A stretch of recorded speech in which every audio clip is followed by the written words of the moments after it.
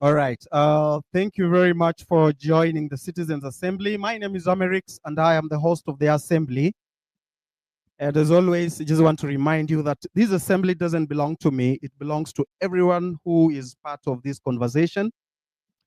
Today, we are going to have a conversation as the citizens of this country. I saw some posts and some thoughts that the protests which were being witnessed for the last 1.5 months were useless. But I want to remind them that it is out of this protest that the finance bill was dropped. It is out of this protest that half of the cabinet was sacked.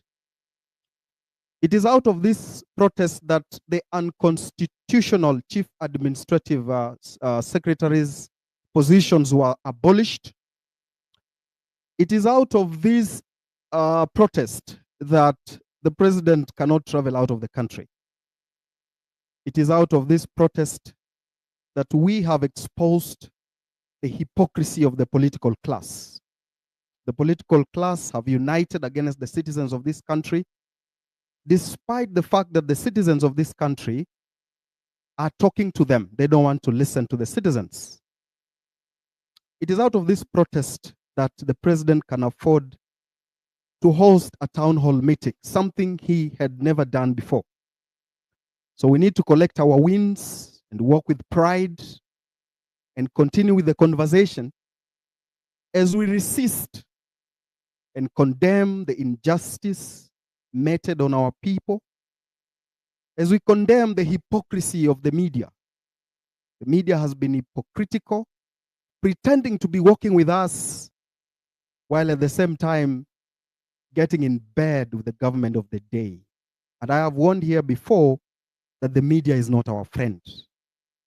Last week, I talked to some of those mentees, Kasmuel, Mercy, and I advised them and told them, be very careful when you accept media invites, because the media will mislead you, misquote you, and trap you. And that will lead to the loss of your credibility, because that's what the media wants. So be very careful when you are talking to the media and when you're going for those media interviews. So welcome very much. Today you have seen the president say a lot of things there, but I think it's because he doesn't understand that this new generation has a different way of doing things. He doesn't understand the language of this young generation. So the young generation are fighting for the dreams of their forefathers and the spirit of the nation. So as we prepare to have this citizen assembly, As we prepare for more speakers to come in, you can ask for a mic. The co-hosts are here. They will give you an opportunity. We don't discriminate. It's only that X gives priority to those that appear to be verified. So welcome to the Citizen Assembly, and I am proud to be part of this assembly. Sinjake. Wacha tu nicheke juu sitalia. Royal Sound. Inje mzita tuonyesha mambo. Kwanza hawa 2000 and something. We, baby shaki ndundundulundundu. Akia nani? Baby shaki ndundundulundundu. Baby shaki. We, nitwa baby shaki. Baby shaki. Koko meloni na ndundulundu. Ndundulundu. We, wachana na Gen Z, watakuchanganya. Kwanza utu kwa millennium, ukiona kana kasilika ovyo ovyo, unjue akakuzaliwa kitambo sana. Walimbo maneno kakuweni kalasti mboni, kata kuonesha fumbi ni tutoto tule tuambe shaki. Ni tuambe mbishaki, baby shaki. Koko meloni na ndundulundu. Ndundulundu. Wewe nikwambia tu brother, kama unataka amani kwa hii maisha, tafuta mtu wa rika yako. Kama una ndeti mtoto wa Gen Z, watakukonfuse na lugha ushangae.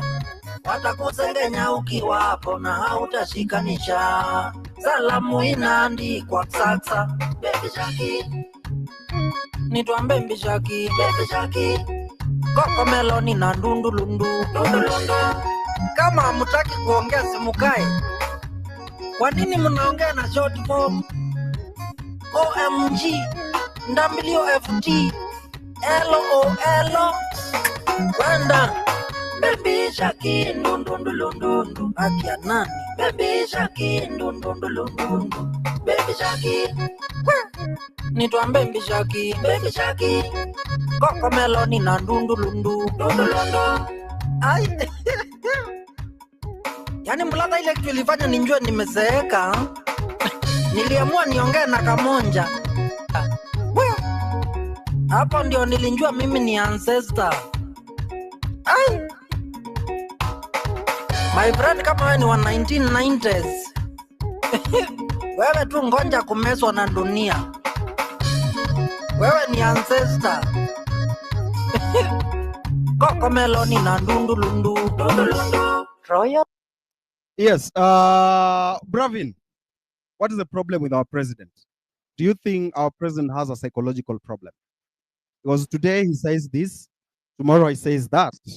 For example, today I heard him say something very interesting here. Maybe I can just read for the sake of breaking the ice and starting the program.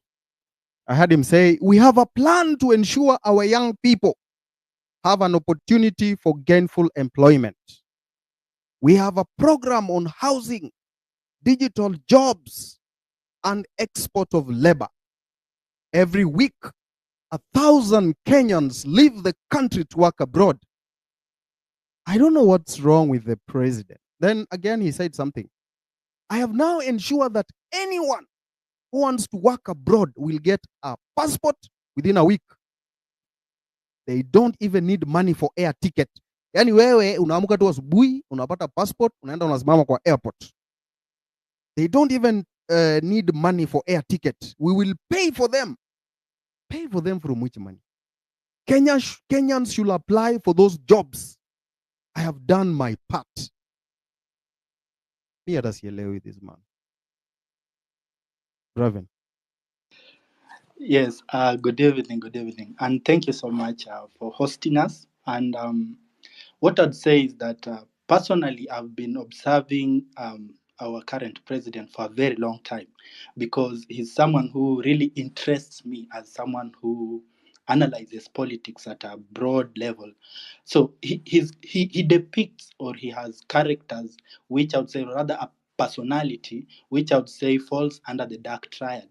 You see, the president, when you talk about the dark triad, basically, it's a psychological theory of personality that describes some notably offensive but non-pathological personality types. And if you look at the dark triad, it has three different types. We have the different three different personality traits. We have the subclinical narcissism in there. We have Machiavellianism. Then we also have the psychopathy down there, like subclinical psychopathy. So if you look at the characters, each of the three, like the three different traits, when it comes to narcissism, narcissism has it is characterized by this magnificent sense of self-importance, and the people who have this kind of personality also, they lack empathy for others, and they also have a tendency to exploit and manipulate others for personal gain. Then, if you look at Machiavellianism, it is characterized by manipulation and exploitative approach to interpersonal relationships, and there's also a lack of morality or ethics, and to a great extent, it's always focused on achieving personal goals through any means necessary. That is something you must consider. It is by any means necessary. Then when it comes to psychopathy, it is the lack of empathy. It is characterized by lack of empathy and remorse, and impulsivity is also there, and there's a tendency of antisocial behavior. Now, if you look at these three different personality traits, they are always distinct. They are different, but most of the time they tend to overlap each other. And the reason as to why they are called dark is because mostly they have some malevolent, at the end of the day, they have some malevolent they are characterized by some malevolent, what can I say, the goal that the person who has these traits has, they are not good intentions at the end of the day. It's usually bad. And individuals who exhibit the high levels of these traits may also engage in behaviors that are harmful to others, like lying, they cheat, and they like exploiting people. And if you look at the president currently, he depicts most of these characters, because if you look at how he lies, I can say he has a problem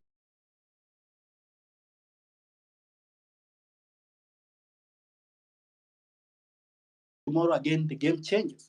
Then he manipulates people at so many levels. And if you look at how he does, or rather he speaks sometimes, he does not have We any lost you, bro. empathy. Can you hear me? Can you hear me?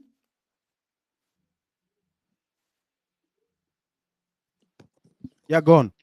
Yes. Okay. What I'm saying is, if you look at how when he speaks, he depicts a lot of these characters. For example, if you look at lying, the president will say A today, then tomorrow the story changes. Then, if you move to the way when it comes to exploiting, there is a lot of exploitation of Kenyans that happens in this regime, if I might say so. And if you look at how people get manipulated, you get manipulated at different levels. There is the issue of gaslighting that he does a lot. So when you come and people tell you that you cannot be clever than an entire nation, I keep saying that you can't be clever than an entire nation. An entire nation cannot come outside to tell you the finance bill is wrong, it's not what you want. Then you still come outside and tell us that it's out of propaganda that we declined or rejected this bill. Then you start saying we are wrong. An entire nation cannot be wrong. You need to All right. understand that. Yeah. Hold it there. So that Hold it there. is what I can say. Yeah. Thank you. Just hold it there. Senator Onyonga, welcome. Can you hear me? Good evening. How is everybody? Good evening, Senator. How are you? I am well. I'm actually holding on. Why are you politicians playing picky ponky with us? That's a very difficult question, but I'll try and just simplify. say something. Just say something in 15 seconds. Why are you politicians playing picky ponky with Kenyans?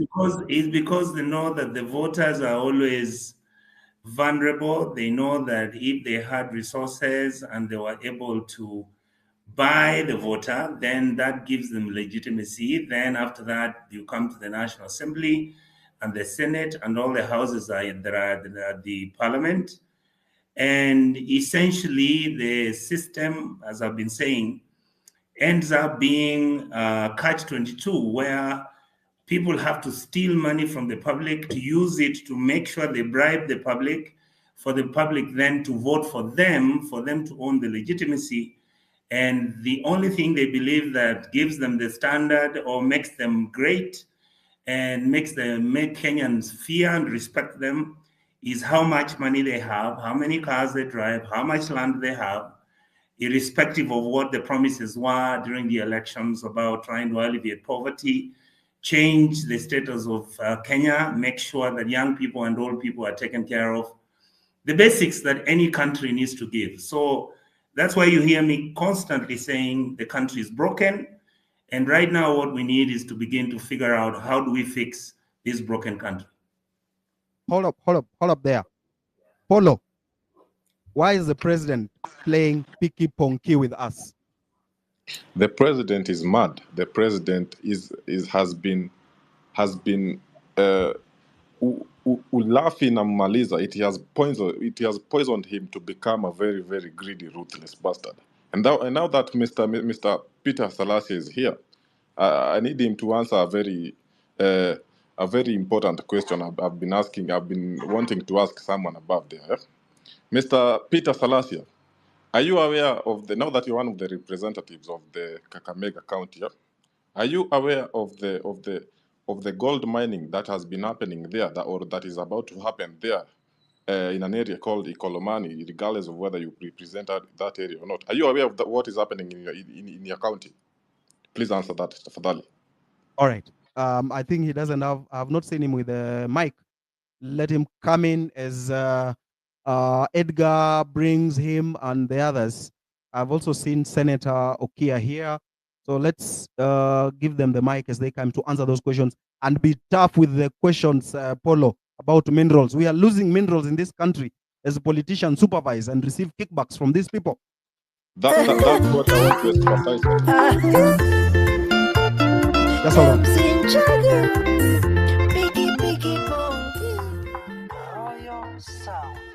Ulienda kusomea kozi ngumu, sasa maisha imekuonesha moto.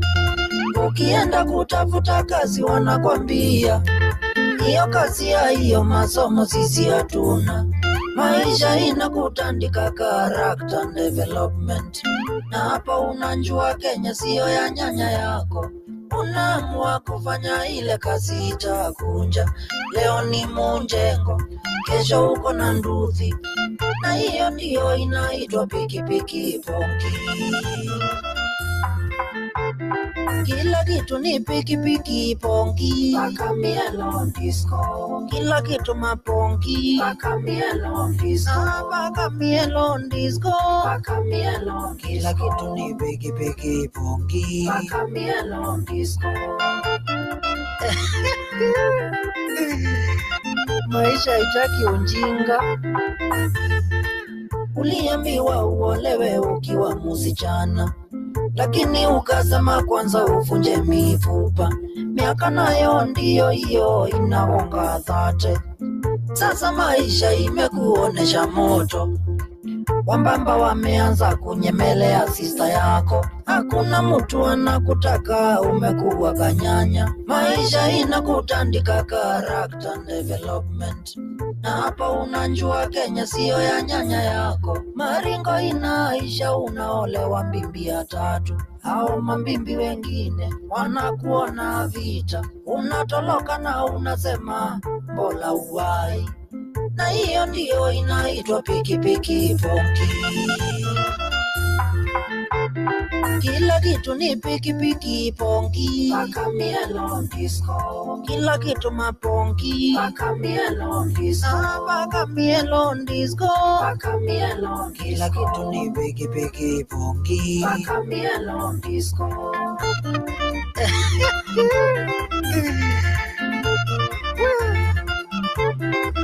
Nakwambia ni kumoto. nikundia lala fanya ile kitu unaweza sahi, otherwise katanuka, na kakinuka tunafunika mapua.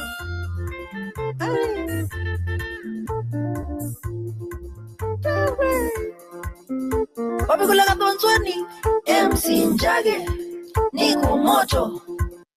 All right, Piki Piko Ponki. I don't know why politicians are playing Piki Piki Ponki with us.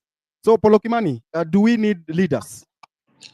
No, fuck leaders. What we need is representatives, not leaders. Leaders, Yes. we have seen what they can do. Leaders are fucking us. What we need is people who are there to represent our needs and listen to what we tell them so that they can forward it.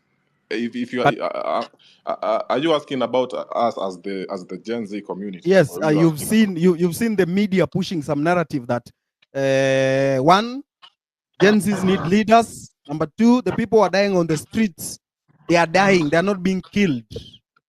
I really want you to raise those two issues. Does the Gen Z need leaders? Does the Gen Z need politicians? Question number one, we do not need leaders. What we need is what the other day I said. They are telling us that us having leaders is like a clickbait they are throwing at us so that we can have some kind of confusion, so that we find ourselves electing leaders who will then, because we all know leaders, to Kichagua leaders, they will compromise them. We do not need leaders. What we need is I'd call it a spokesperson, like the one I've seen Casmuel is doing a very good job, and why do we need leaders? Leaders to do what? To fuck us and get Usinyonge mtoto. Oh, just call it sana. Just a minute. Usimnyonge. Huyo ni Gen Alpha. We need them.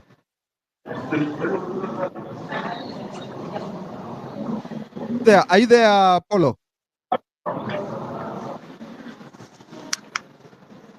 Hello? Imani? Yes, I'm back. Yes.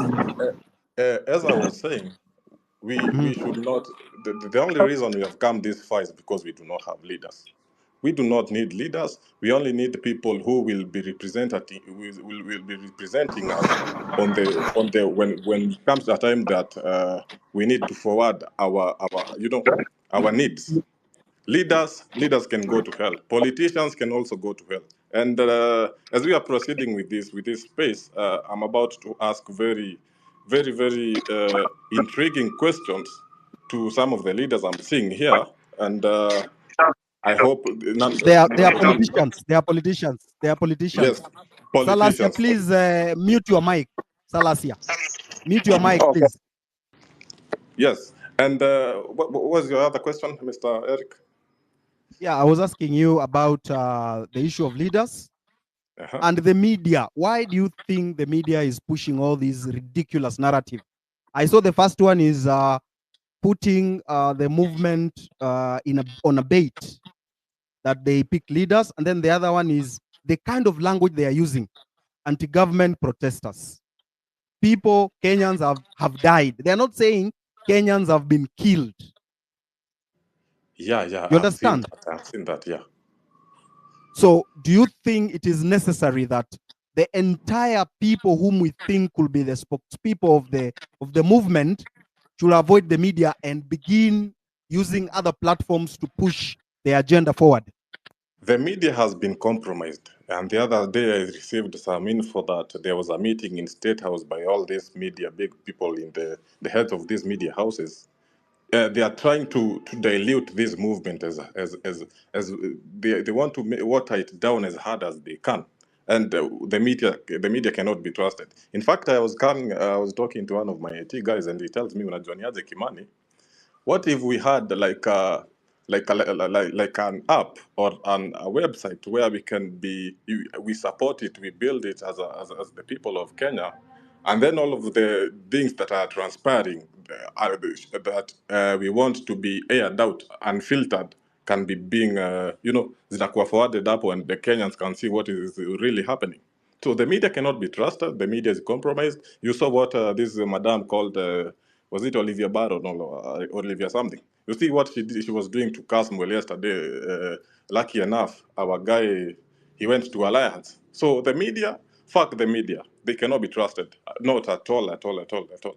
We cannot trust them with anything, even with unajua si hata, I don't think they are aware they are playing with our lives. A person like me, I'm putting my life on the line. I know the consequences of what I'm dealing with right now is, ni 6 feet under too. I know that, but I'm willing to take that risk because, there comes a time when a person, there was that story of one day the mice were having a conversation.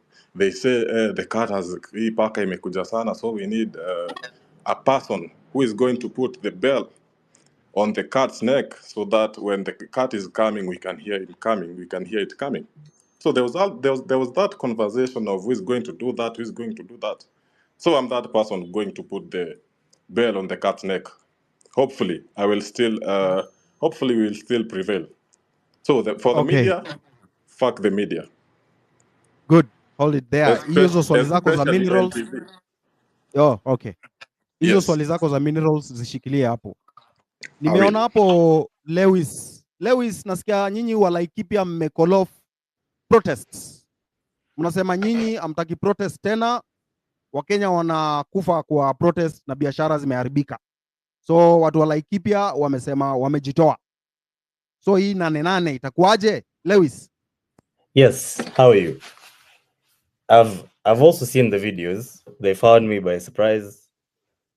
Hakuna mtu Laikipia amesema tunaacha maandamano. The people who met today, personally I don't know any of the people on that video, but I've seen there are guys who know them. Some of them obviously I would call them sellouts, although I don't know them in a personal capacity, but I don't know who's calling off maandamanos in Laikipia because we haven't had that discussion as a team. Nobody has, it hasn't reached my desk at the very least. So 8-8 tuko sawa. We're still on. So wewe ulikuwa umeshikwa sometime na DCI wa Laikipia, sio? Ilikuwa na nyuki? Yes. Shida ilikuwa nini? Of course, hii mambo tu ya nini. In our town in Nanyuki, when we had the first maandamanos, they were very peaceful. So the second time we had maandamanos in Nanyuki, because the first time I remember it was when the OCS did not give us permission, quote unquote, but of course we still proceeded with the maandamanos. The second time, we had goons. There was a point at the maandamanos when I was asking people to be peaceful, and guys almost roughed me up, and I looked at the crowd because Nanyuki is a very small town. We know everyone. And I was looking at the crowd and there was nobody I could see. I couldn't see anybody that I knew in that crowd. And these guys were ready to rough me up. And I went back to a WhatsApp group and I begged people to remain peaceful. And then that was it. But then, so what happened was an area member of parliament, no, not our MP, actually, and this is one of the most interesting things that happened on that day.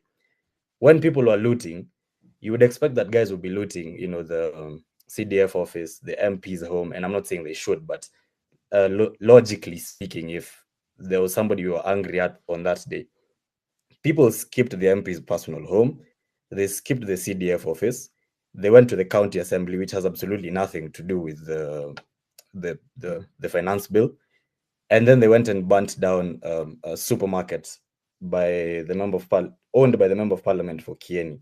So I think that is exactly now why they were looking for me. But because they were not looking for me to arrest me, because I called the OCS and asked him, hey, I'm hearing that there are guys who are looking for me. Is it true? And the OCS went to the DCI. He asked them, came back, and they said, we have no idea. So even when they were looking for me, I'm not sure if they had any good... and I remember we had a chat at that time, Eric, and you're asking what was going on. So they were looking for me. I asked you. Yes, and a few guys, but of course, they were unable to find us. Then I submitted myself to the DCI offices in Nanyuki, and they detained me. And there was also a scuffle with my advocates because they insisted to understand why you're holding him, but they couldn't tell us. So that happened, and then there's a case in court. They have my devices as we speak. And I have another mention on 5th of August, which has been a crazy period. But anyway, we keep going. Great. Can you unatuambia history ya minerals? Unajua huko Laikipia huko na Nyuki kuna minerals Yes. mingi sana. Hebu tuambie hiyo story. Wewe ume witness ama wewe unaonaje?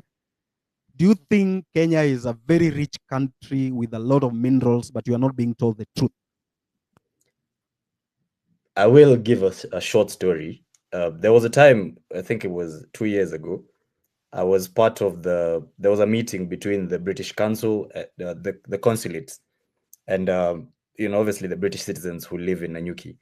And I was sent there, obviously, as a representative of the young people to go and listen in on the conversation. It was such an impromptu invitation.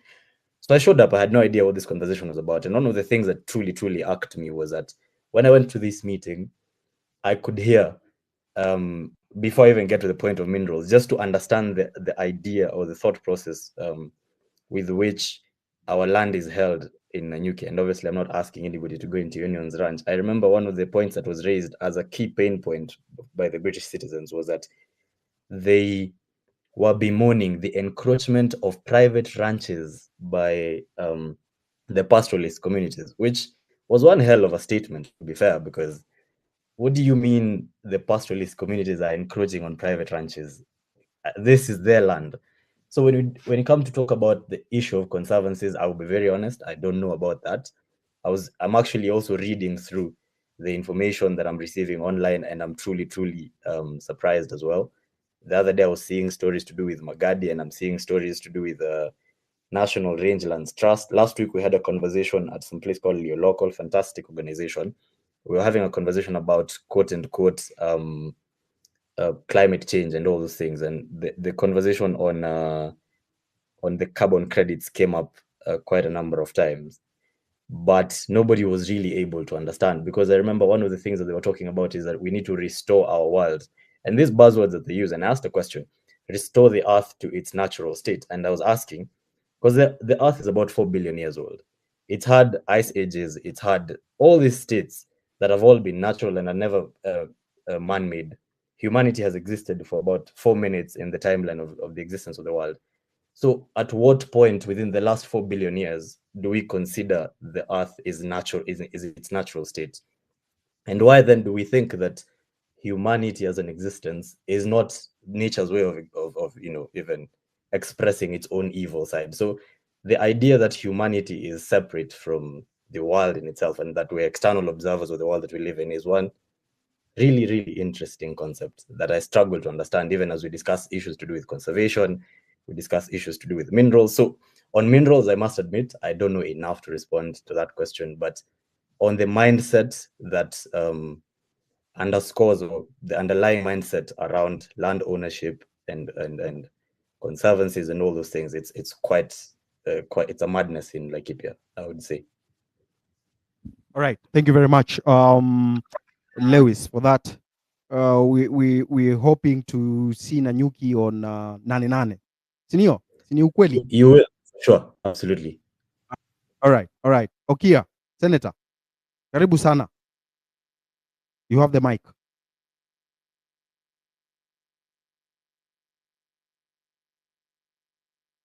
Amjambo. Hatujambo. Yes. Labda wewe. Si jambo, niko tu.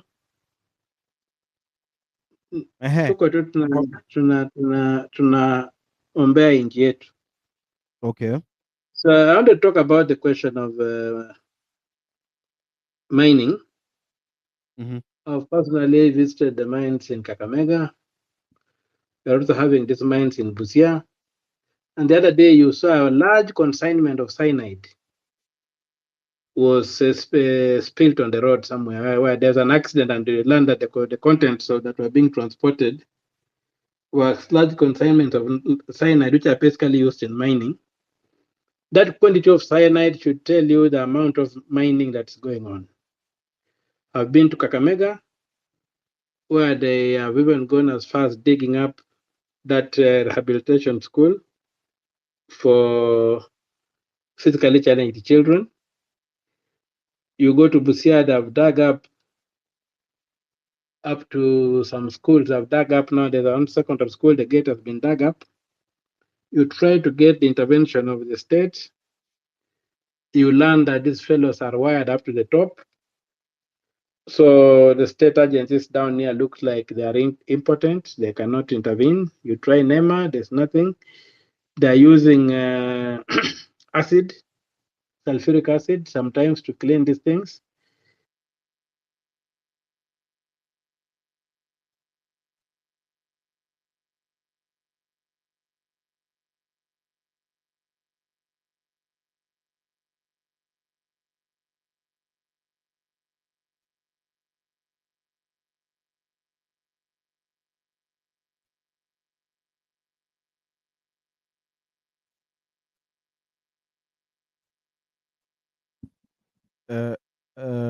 Edgar, did we lose him? I also can't I hear can him. hear you. Yeah, we I can lost hear you. Yeah, we lost you for a minute. Can you hear me now? Yes. I don't know, you lost me. Anyway, hope nobody's interfering. But anyway, the issue with mining is I'm preparing a petition to the Senate. I don't know how far it will go, but the issue with mining needs immediate administrative action. First of all, large quantities of these minerals are being taken out. You find out, like in Busia, they don't have the capacity to smelt the main soil containing the main minerals, so they sell the soil in lorries. The lorry is about 35,000, which are taken out to Tanzania, and I'm told that's where the real gold is. So when you look at the whole thing, is that our minerals are being stolen with no formula. The same thing is happening in Pokot areas, in Northeastern, in Nyanza. So quick action is required, but this particular administration looks like it's not keen to intervene and put some regulatory measures in place because it's like it's benefiting them. When you find out even the social structures around the places in Busia, the area has become like a rural slum with so many people from outside the country running the shows. So everything is upside down, and it is sad for this country. When I went to the Kakamega one, they could not allow people in, but I was able to go in because I had to thump my chest a bit and tell them I'm a senator of the republic. You can't lock me out. So when I showed my identity, the fellows allowed me in. There's a big Rosterman mine, which the Mzungus used to mine and which the Chinese have now taken over. And you can just see that they're taking a lot of gold out. In the 50s, it's on record that Kakamega County loaned money to the British Crown, the county government of Kakamega, and it was from the gold. Taxes they were getting from the gold. So if that could happen in the 50s, what is it that is in the ground that these Chinese are picking up now that we don't know? When you look at the county government, they will know. Ask the administrator there, they tell you that they can't do anything because the orders seem to come from outside. You go to the national government structures, everybody's like, we can't do anything about it because these people are coming with the orders from Nairobi. So there's need for the people of this country to really rise up and say, enough is enough. And if we can't utilize what is in the ground profitably, let it stay there until you can do that. Because the challenge of leadership is just one. The challenge of leadership is to convert resources into wealth. Is the human resource, let it be able to be converted into wealth. If it's the natural resource, let it be able to be converted into wealth so that the people can thrive. The people can have material progress. There's no other point in leadership. So I think the people need to rise up on this issue and they demand that the minerals be exploited in a manner that benefits the country. The environmental damage has to be checked. Yes. The threats to the disease and whatever has to be checked, and the value of the gold has to be known. Yes. Yeah, that's what I wanted to speak to. Okay, just hold on. Senator, you will tell us about our medical system. There is this shift that is being pushed on us, despite us telling them that it is not worth it. There is that issue you've raised of the cabinet. You said you want to come up with a shadow cabinet. You will tell us what went into your head for you to consider coming up with a shadow cabinet. And then you will, of course, talk to us about that issue of foreign mercenaries coming to hijack our healthcare system for their own benefit. I hope I'm clear. And Salasia, Amerix, you are, yes, Amerix, I go wanted on. to. This is Senator Onyonka. I wanted to say something. I don't know that it's possible. Yeah, go on, go on. I first of all want to really thank Senator Umtata. Asante sana. He was the lone voice of reason and intellect that many of us kinda dismissed, and as he kept on raising these issues. If you look at the story about our minerals, if you look at Kenya as a country, you will be shocked. What happened to me about 3 weeks ago is that a person, and by the way, many people keep asking, where do you get this information, even the story about the airport and all that?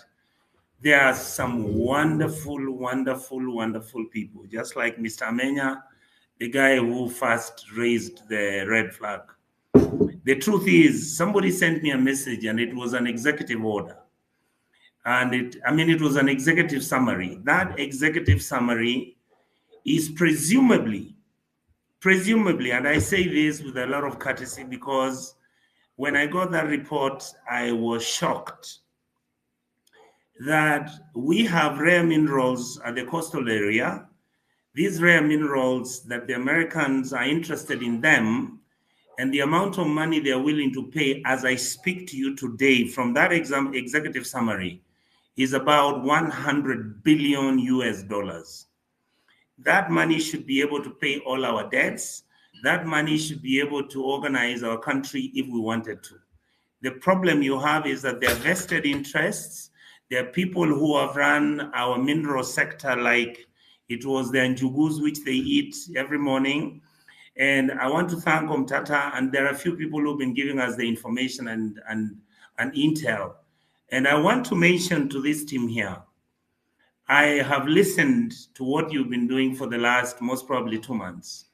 I really congratulate all of you. I want to tell you this, it's not easy when some of us get on TV and we say what we say. I wish many of you knew what we go through. Some of the journalists have been really wonderful. I can tell you this. That's why I don't want us to condemn all journalists. Some of them are the ones who give us some of the intel. Some of them are the ones who tell us where things are going wrong. My honest observation is that this team stay together, be strong, don't be challenged. This country is yours. Kenya has a capacity, yes, of becoming like Singapore.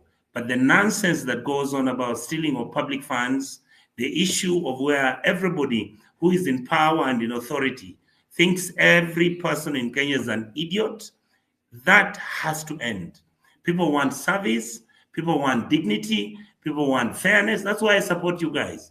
I support you people 1000%. I will not change my thinking and my beliefs. The other thing I wanted to suggest to this team is this. You've lost your troops. Please, every time you have this show, dedicate 1 hour for those young men and women who have fallen. We may not be able to pay for their lives, but those are people who believed in the real ideals of what a good country is, where there's democracy, where we fight about bigger things. The small things are available, clean water, good roads, where everybody values their responsibility in this republic. Right now, our country is broken down. I want to say that Umtata, Senator Olekina, my brother Sifuna, Cherargei, I will tell you, there are people in UDA. What you people may not realize, some of the people in UDA are the ones who've been telling us, please shout. Shout, because everything is being broken down so that people can steal your resources. Why can they shout themselves?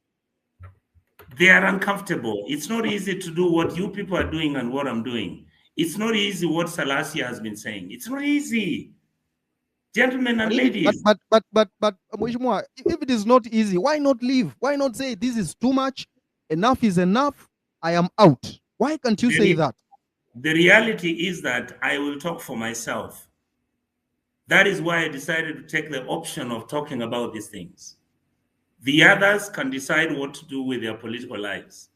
I was brought up by a father who told me, sometimes you speak the truth. Sometimes you must be able to carry the most vulnerable. Don't you ever think that for me being a minister at the age of 27, when I had come back with a PhD and I lived in Lavington, and you think that is the ideal.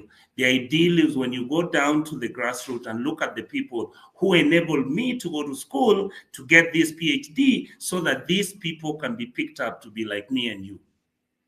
That is where I am. That's the war. That's the fight. Okay.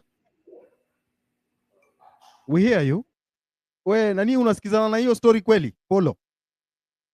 Hiyo story inakufurahisha kweli? Nasikia kani excuse.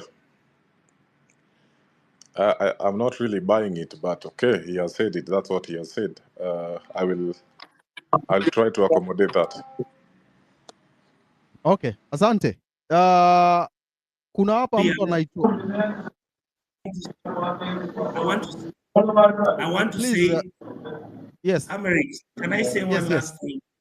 Please Not say, one last thing, but I'll be listening, and I'll be until we finish the show. I want to say that the reality of any movement, the reality of any liberation struggle. I hope many of your members will read a book by a guy called Walter Rodney. There was a book done by Shamara Machel before he died. In the movement, you are going to be disappointed and you're going to feel betrayed. The reality is those who remain strong and keep believing in what they are fighting for are the ones who history will recognize. Many of us will not be recognized by history. We may be rich, we may have everything, we may have good homes, but if we are able to let our children starve, have our women who are giving birth die as if there's nothing that matters, get our children to go to school, parents selling their land and raising money through Harambe, which then becomes a corrupt mechanism. And these children, once they're finishing from school, you then get out here and find there's nothing. States are not run like that. A state must be able to carry its people, all sectors. Make sure that we are able to think through what are we going to do to take care of the Gen Z. Don't tell me that you want young men to go to Germany and Britain, and that is the only excuse you've got, and those are the jobs you're creating. I lived in America. Lakini we mheshimiwa, just hold on, mheshimiwa. Yes. Unajua we unaongea poa, unaongea vizuri, nini, lakini nyinyi mkiingia huko kwa parliament, amuongei hizi vitu. Kwa mfano, right now counties are very corrupt. Yes. Kuna county nyingine huko Western inaitwa Bungoma. Ilinunua flowers za 149 million. Mimi sijasikia senator yote akiongelea. Huko Nakuru nasikia kuna wizi. In fact, if you are from Nakuru, I'm told in the next 5 years mtashindwa pahali pa kuishi. Mbona nyinyi senators amuongelea hii story? Mnakuja kuongelea kwa space, unaongea vizuri, lakini mkiingia kwa bunge amuongei. You are not talking when you are in the chambers. Can I respond? Yeah, go on. Please go and listen to my clip when I was talking about what happened in Bungoma. It's on classical radio. I talked about it. I'm the one who raised the issue. I'm the one who raised the issue of the airport. I am the one who has been raising alone, singularly, and my brother Sifuna, Umtata, and the other teams who realized we're going the wrong way. Go and look at the clips I have spoken in the last 5 years. I started talking about corruption. I have talked about CDF, how it has done some good work, but most of the time it is abused and misused. I'm the one who has talked about why are we giving 70 billion to the government apparatchiks, where they share the money and pretend like they are giving this money to poor people. You go. I have been talking about these issues, and I don't give myself credit. It is simply because I am simply telling it the way it is. And I've said, I know the risks, I know the challenges. By the way, I don't have to run for any political office after this. I am where I never thought I would be. And that is, I'll continue saying the truth. I'll have people who are going to be insulting, those who will doubt whether I believe in it. I'll tell you this, nobody believed in Martin Luther King talking about the emancipation of the Black community in America until he made his speech in Washington, D.C.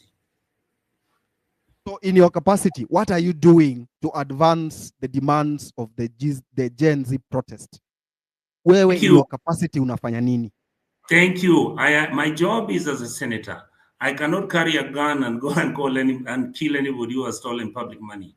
I am willing to engage with Sifuna, engage with my brother Umtata, engage with all the people who are Selassie, so that we can use the law that we have to start changing. We can go to the Senate and bring in a petition where we're demanding that the government provides free education from primary school to secondary school up to university.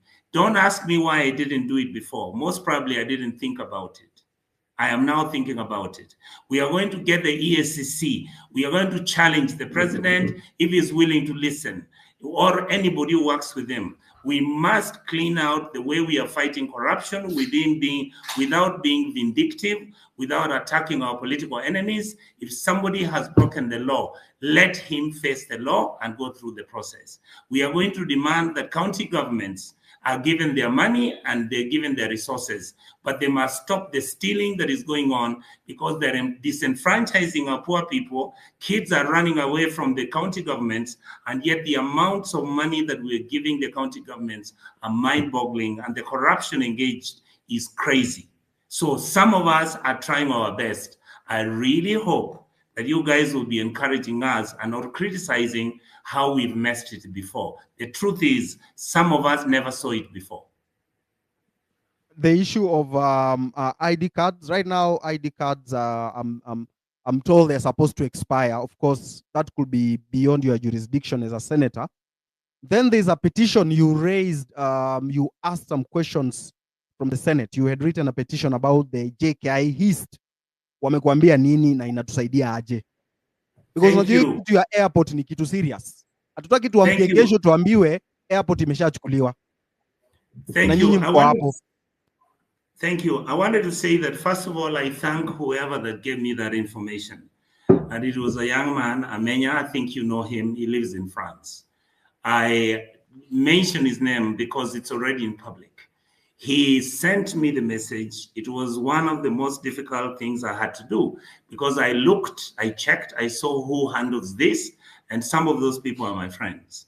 I decided to raise it because I knew that the implication of us allowing all our airports to be controlled by foreigners, first of all, it will be against the law. Number two, the committee where I sat, where I had a friend who then told me what they had discussed is that we will not, under IPPGs, allow our airports or even the Port of Mombasa to be given out. So when I saw this information and I looked at the evidence provided, I said, I can take the risk and I can fall with it if it is not true. Fortunately, everything I said is true. Fortunately, I'm waiting for the Committee of Kenya Airports Authority to come to the Senate within the next 1 week. I want them to come and give us the agreements they have signed with whoever that they have signed with. And I can tell you, even if you ask Honorable Mtata, we will fight like hell to make sure that the airports are not sold, the Port of Mombasa is not sold. And the issue you're talking about, minerals, let me say something here so that Kenyans are aware.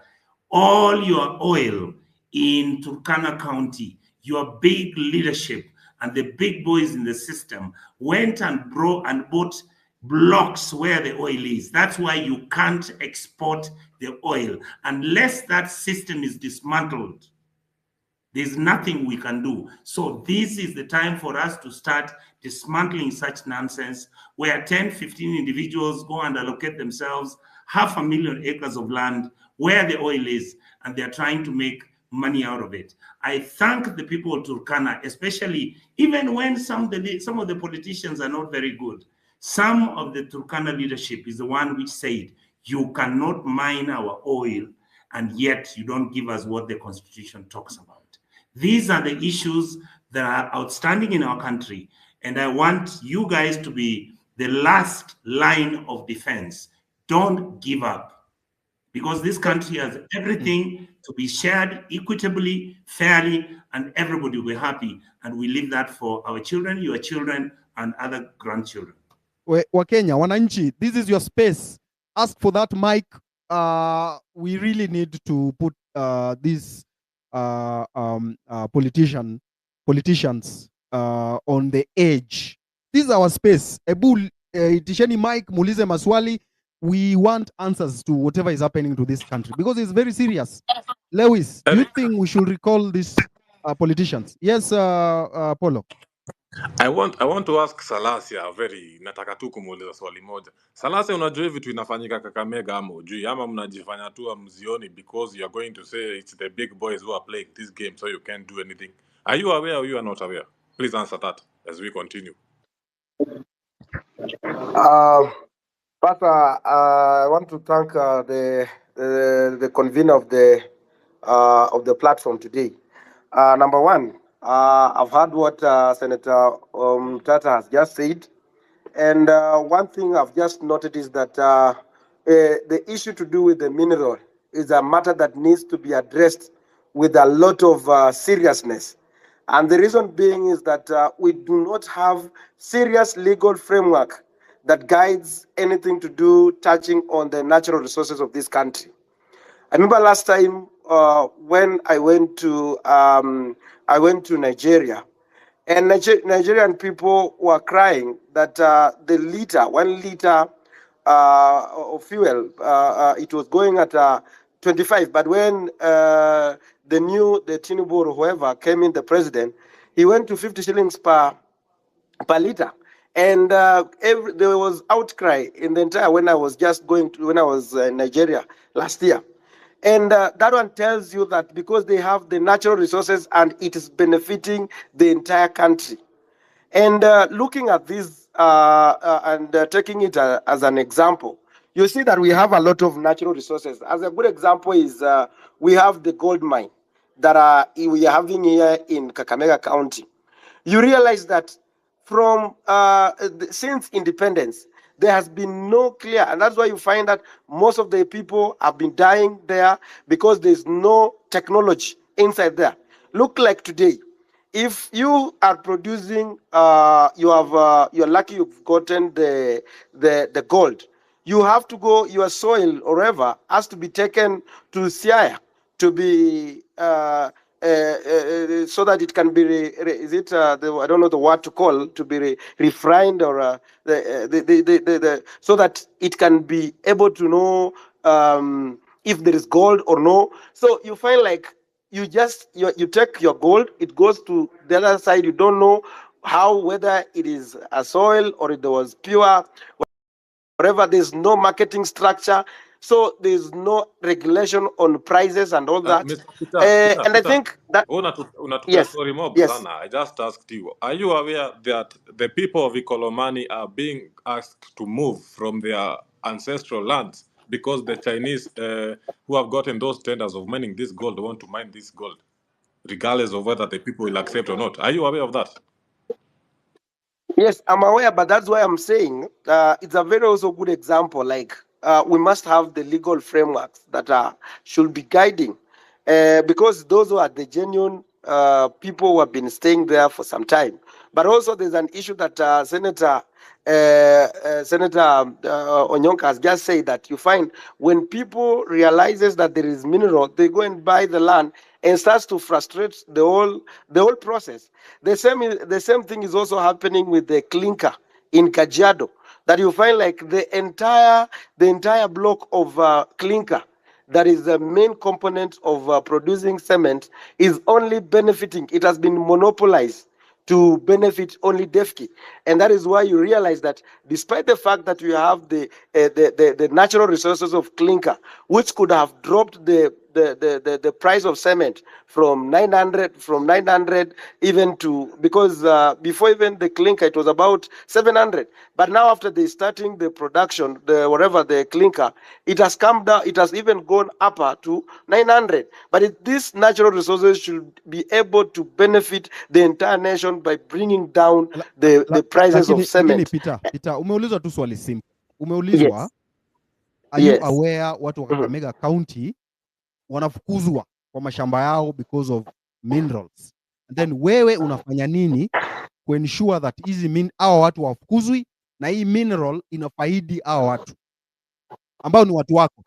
Yeah, that is what also, sorry, can I interject further so that you can answer the questions together?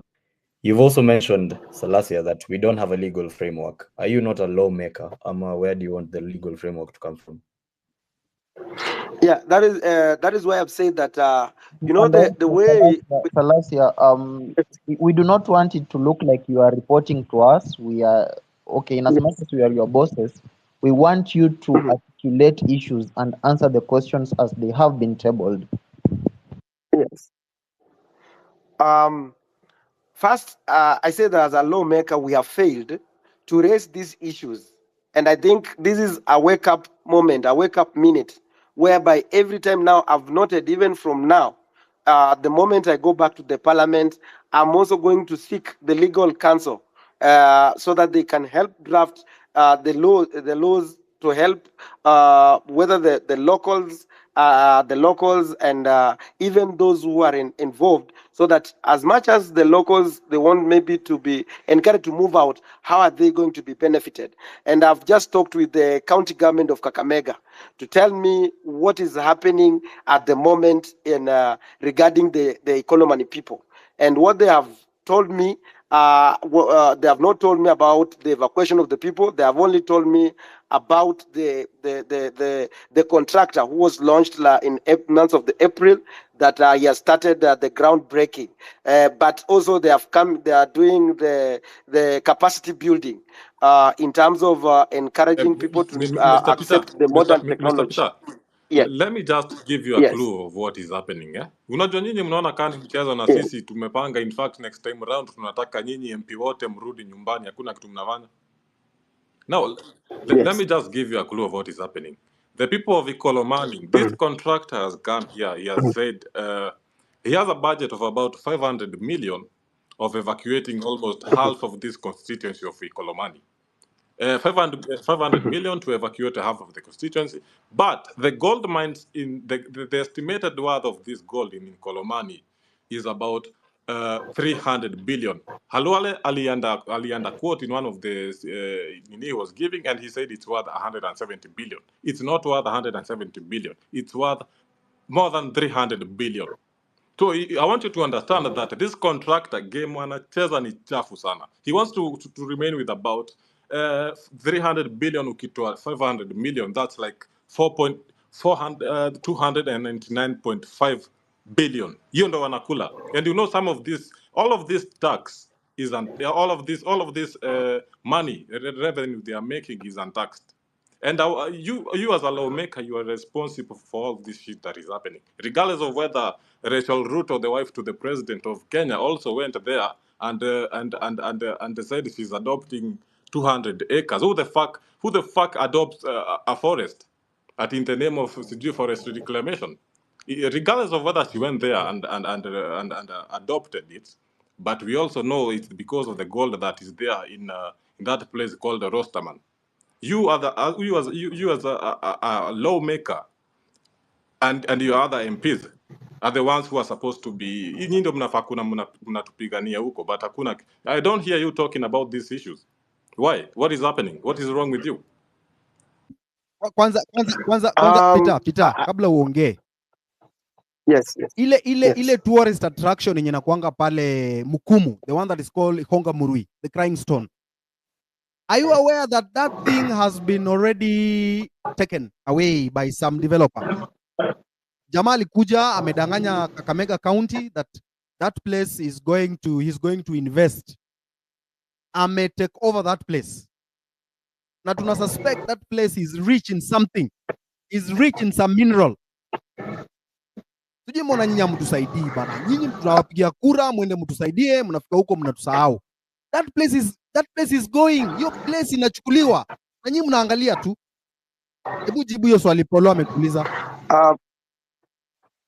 I think one thing that we have failed is that there's some of the civil societies, and you think you remember that most of the civil societies have died in this country.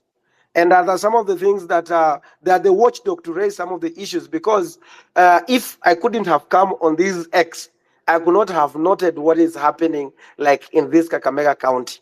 And I think from now, it is my duty now to go and write a question raising, asking the PS or the minister of the mining and to come and explain give us the report on what exactly is happening.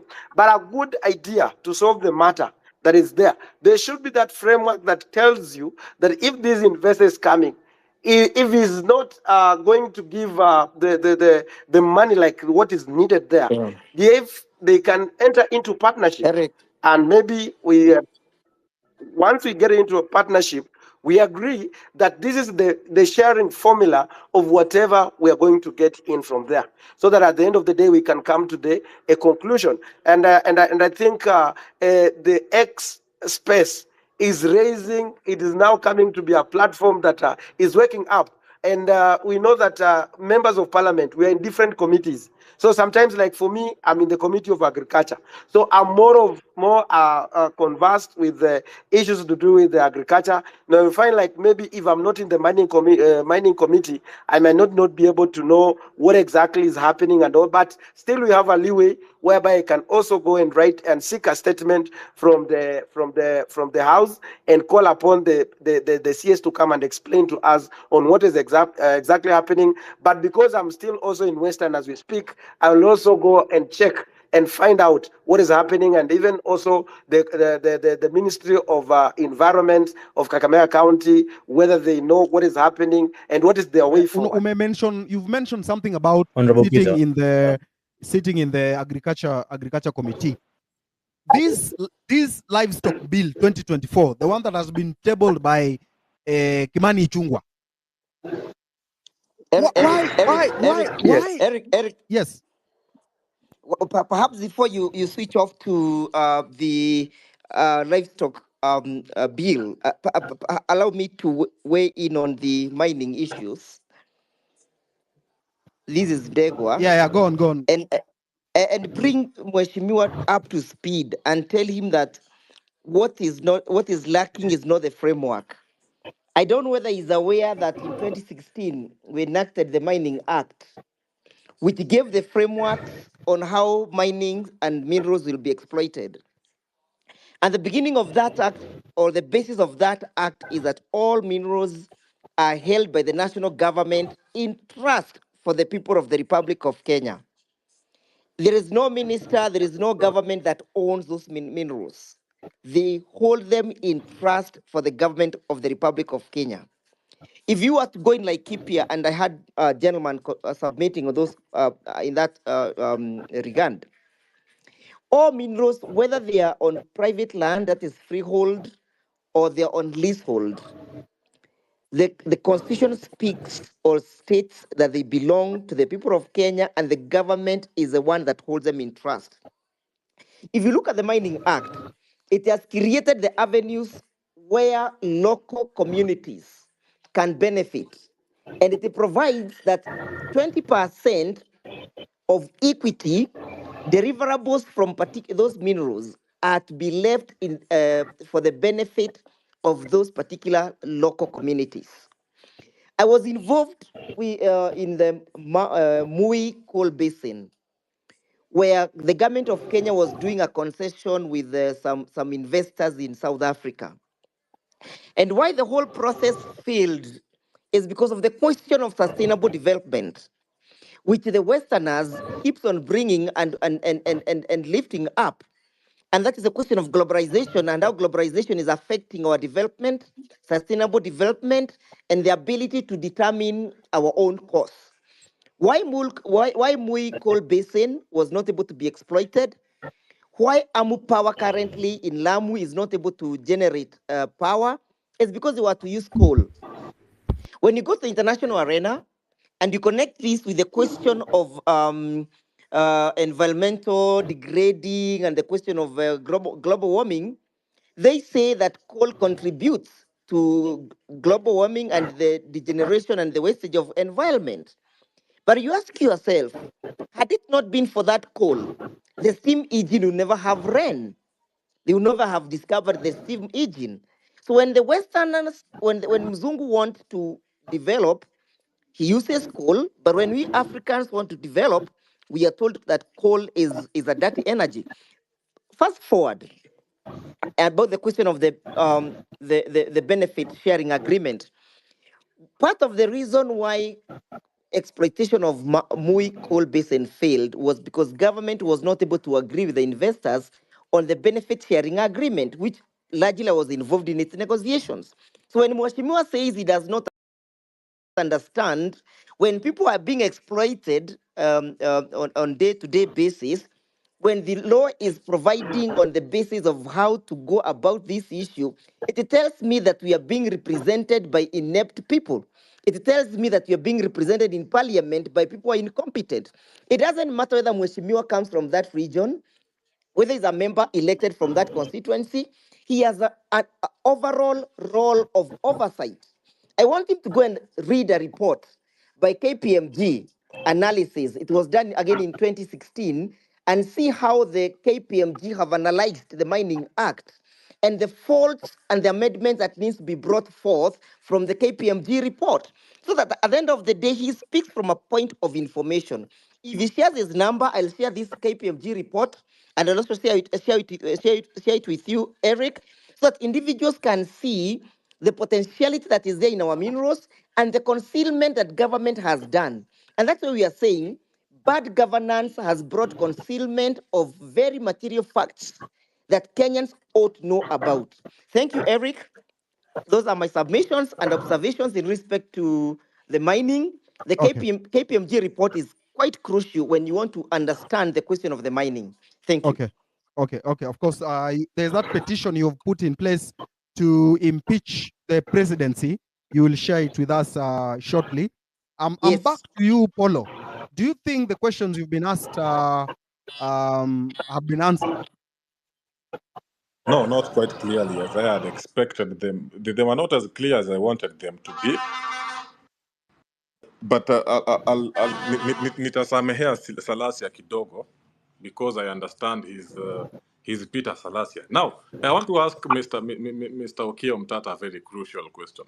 Mr. Okio Mtata, I need you to tell us about what actually happened with the titanium mining and the niobium mining that is still hasn't been touched in Taita Taveta County, Pale Mrima Hills. I need you to tell us about that. And as I'm aware, Jacob Juma had actually done analysis. The media reported the niobium that was there was estimated worth yake ilikuwa around 100 billion. But in his notes, and analysis, he has written 350 billion US dollars. Please expand on that. Please tell us what is going on. If you have any information that you'd like the public to know, that you'd like the 28,000 listeners here, you think they'd hear, they'd want to hear, please talk to us. Peter, you can mute your mic. Peter Salasia.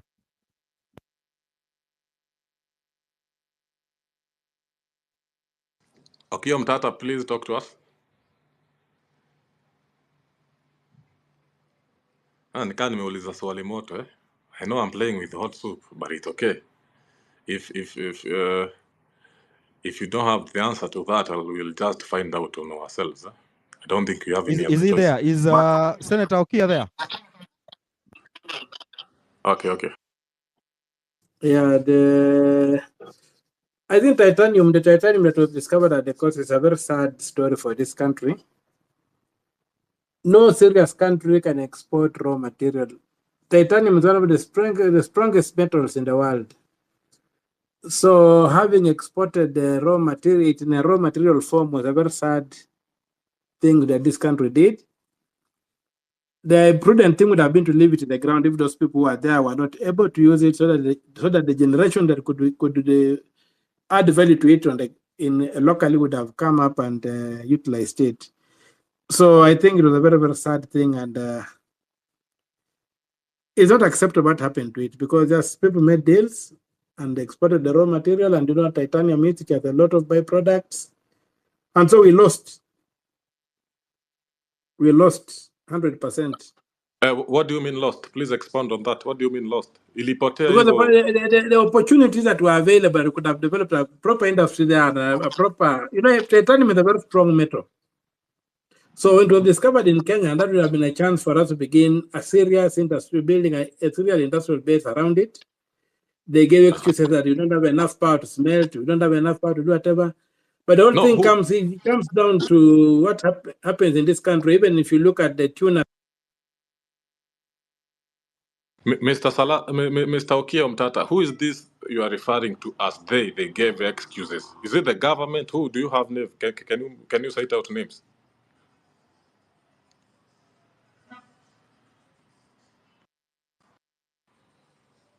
Mr. Okiya Mtata ni kama anatumia Airtel leo. What is going on? Eric?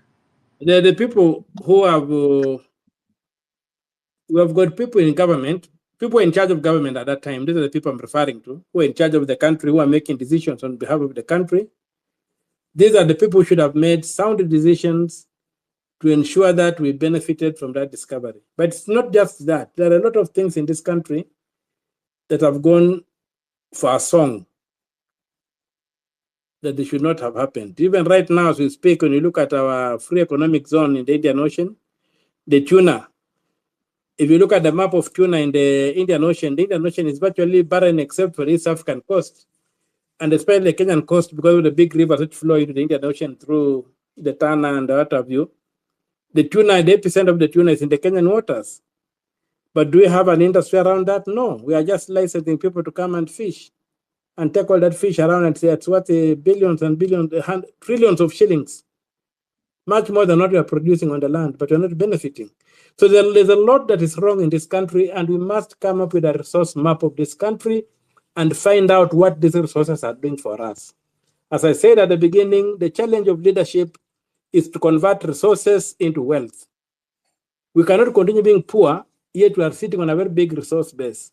When we went to school in my time, we were being taught that there were no resources, there were no minerals in this country. Yet it was a lie. We were being fed a lie so that we could not know what we were sitting on. It's now that we are beginning to see that there's a lot of minerals. You are talking of Jacob Juma and the mining at the coast. What I wanted to tell you is that Kotek, Jacob Juma found the information about Kotek in my office. When he was coming to do some work in my office, he used to come and do work in my office. So when he came to my office one time and he got somebody given a small write-up on those minerals, because something was happening at the ministry. That's how he got involved in the whole industry and whatever. So there's a lot in this country that is not known. And time to complain is not now. We must now stop and begin organizing ourselves to make sure that we do a resource map of this country. Our free economic zone in the Indian Ocean is about 3 times the landmass of Kenya. We don't know what is in there. And if we know, a few people know and are hiding it. So we need to make a deliberate decision that we get a government that will come up and say, let us map the resources in this country. Let us know what is where, and then see what is the best way to utilize this resource. What we can't utilize effectively, we leave in the ground for that generation that can utilize it to come and utilize it. But right now, we are being led and being fed a lie. When I went to school, I knew that Kenya did not have minerals. It was taught in school. But we are learning that Kenya is overendowed with minerals of all nature. The other day you saw, I think somewhere in Nyeri or wherever, I read a story that Rwandese had been buying. All right. Some metals there, which later turned out to be very expensive. metals. Hello? Can I interject? Hello? Polo, are you there? I'm being heard. Polo, are you there? Yeah, I'm here. Are you there, Polo? Here.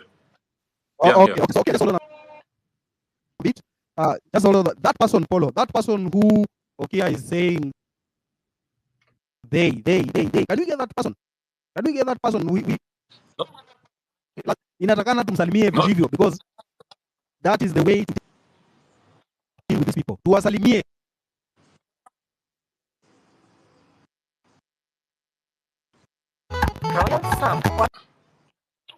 Wengine wanahitaji kusalimiwa. Salamu kidogo tu, tupatie namba yake. Tumsalimie. Tunenge namba. Hello? Did you hear me?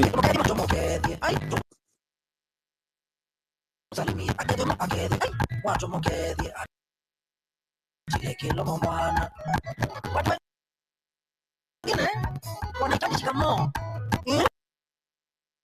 wengine wanahitaji kusalimiwa. Tabia zingine zinataka salamu. Akia nani akikushinda tutumie namba yake, na wengine sio salamu ya mdomo peke yake, wengine wanataka makofi, shangwe na vigelegele. Wacha nikwambie Maina, tupatie namba yake tumsalimie. Salamu tu tunenge namba yake mtukede tumsalimie akede watu mokede atile kilo mwana. Mtu ametulia, labda amesalimiwa asubuhi, kuna kengine kalinisinya sana pakiao nilikapeleka ndeti ya jioni, akakuja na mandevu wengine watano, wakakula kama watu wanahama geto, alafu There's a problem with from my side. I don't know what's going on. Is there a problem? There's a loss of coordination. Edgar, is there a problem? Yes, I can't hear anyone. I can't see anything. The space is dropping on and off. I don't know what's going on. Your connection is very unstable, Eric. I'm also experiencing a lot of that dropping on my end. I don't know what's going on. Yeah.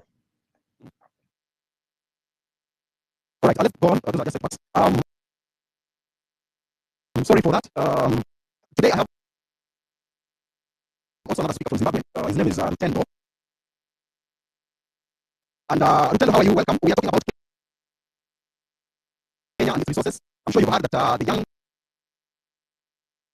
generation of this country have gone to the streets to demand what belongs to them. Are you there, sir? I don't know what's going on.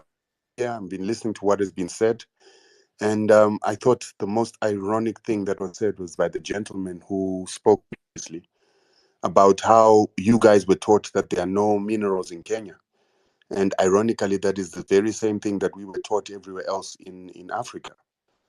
And I was annoyed when and that we about Kenya so many different ways. So yes,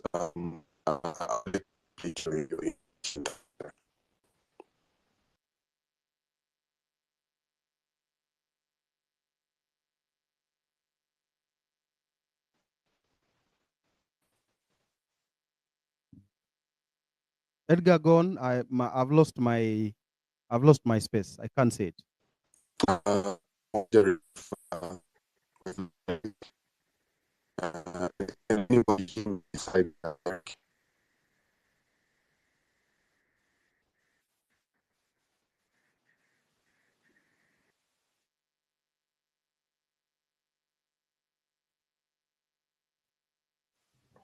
Not sure if I'm the only person who's lost the speakers. Kimani, can you hear anyone?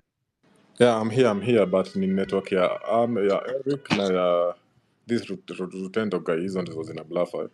Maybe you can leave and come back. Oh.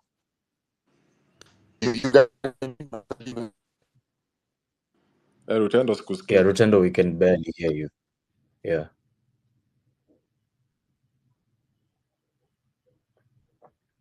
Can you hear me, Edgar?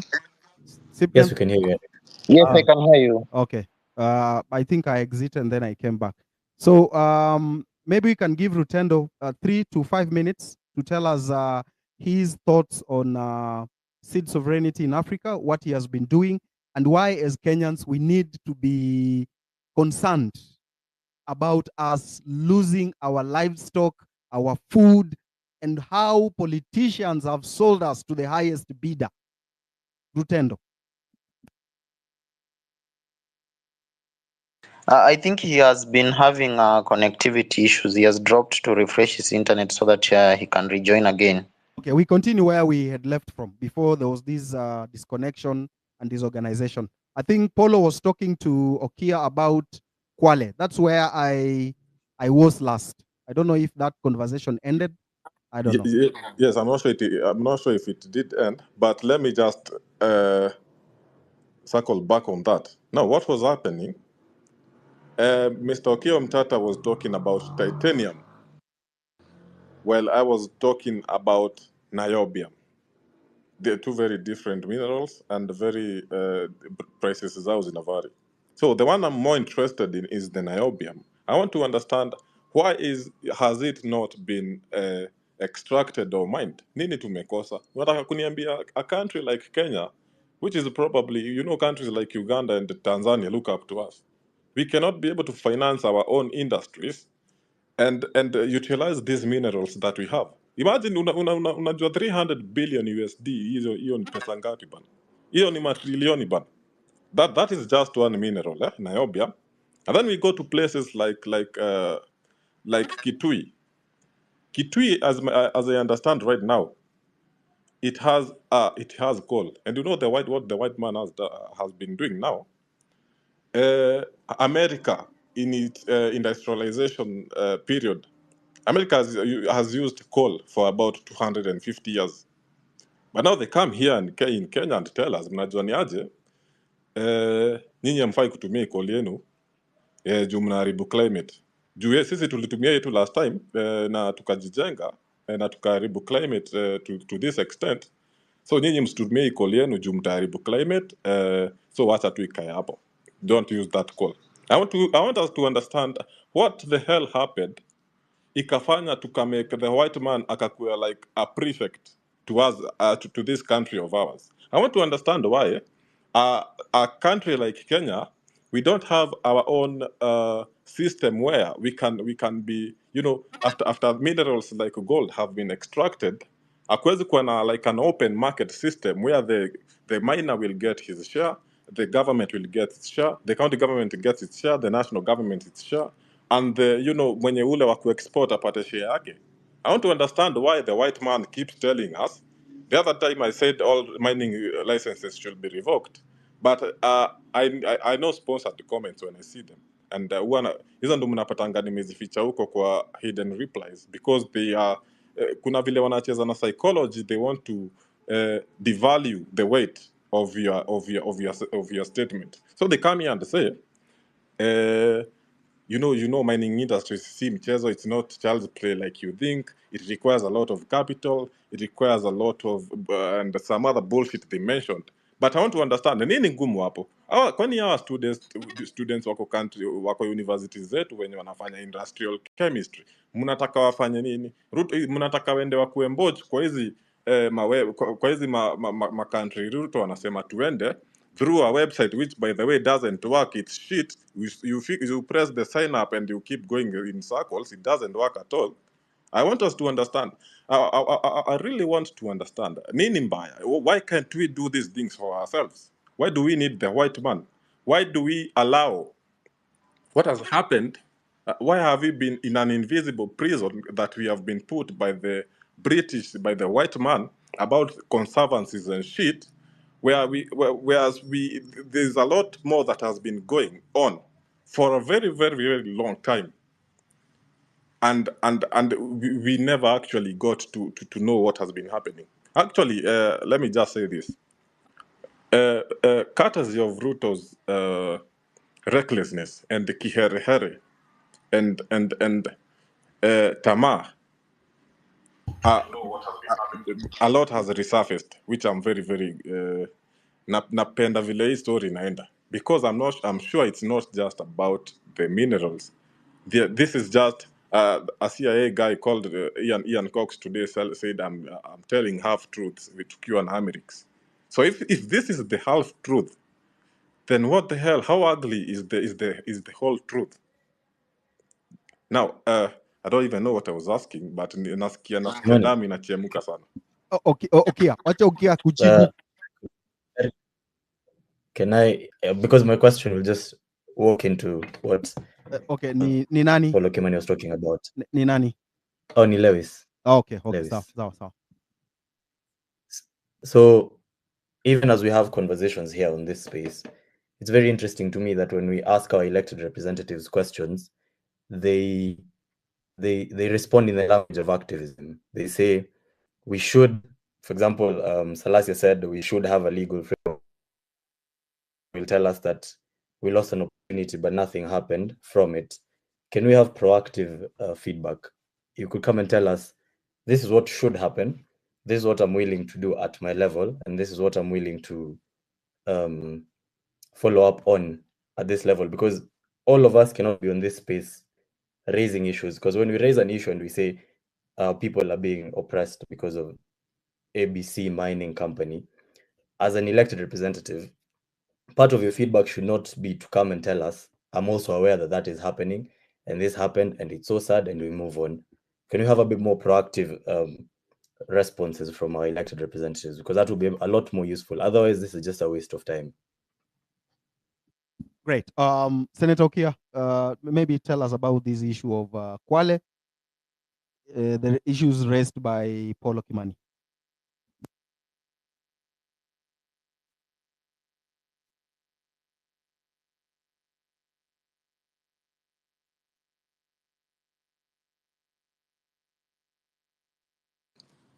Now huyo ni kama network yake imepotea, but let me mention, wacha ni mention kitu ya kuongeza ya kuchemsha watu damu zaidi. You know, by the information I'm receiving right now from anonymous DMs, which by the way I delete after reading them, so hata mkikuja kunishika mtapata shit. I understand that Migori County alone we inapata in its gold mining activity, per day they get about 30 kilograms of gold, pure gold. So kufanya tu hesabu kidogo, 1 gram of gold, pure gold, is about 9,000 shillings, 8,000 shillings. So ukipiga hiyo hesabu, 1 kg is about 8 million. So like 8 million times 23 kgs, that's like 240 million per day. Hii ndio yote inaenda wapi?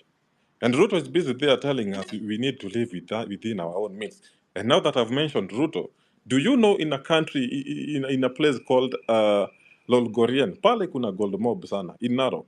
But this guy, actually, he has, naambiwa pale kuna chungwa na RD, Rapid Deployment Unit, RDU. This is a very serious squad that is supposed to be dealing with criminals. Wamazi ameweka masoja pale wanachunga shamba. Nini iko pale? If not gold, what is wrong with this guy? That's why even when we were starting this space, I said, tamaa huyu jamaa ako nayo, mimi hata it's like drinking salty water, ocean water. Unajua, the more you drink, the more you become thirsty.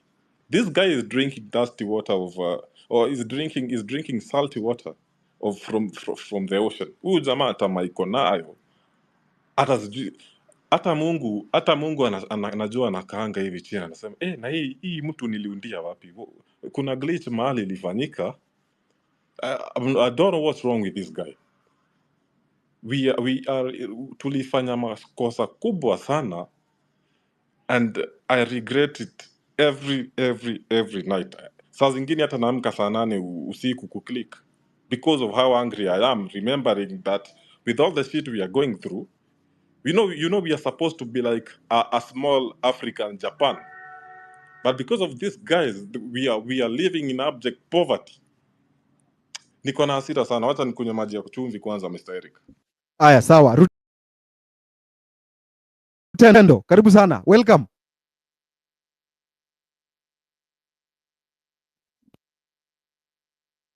Yes, sir.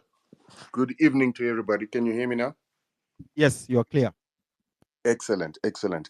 So I was just saying before I came in that it's ironic that you are talking about the fact that some of you guys in school were educated that Kenya did not have any minerals, because that is the very same education system we also received elsewhere in Zimbabwe and other African countries, was that Kenya was not rich in mineral resources.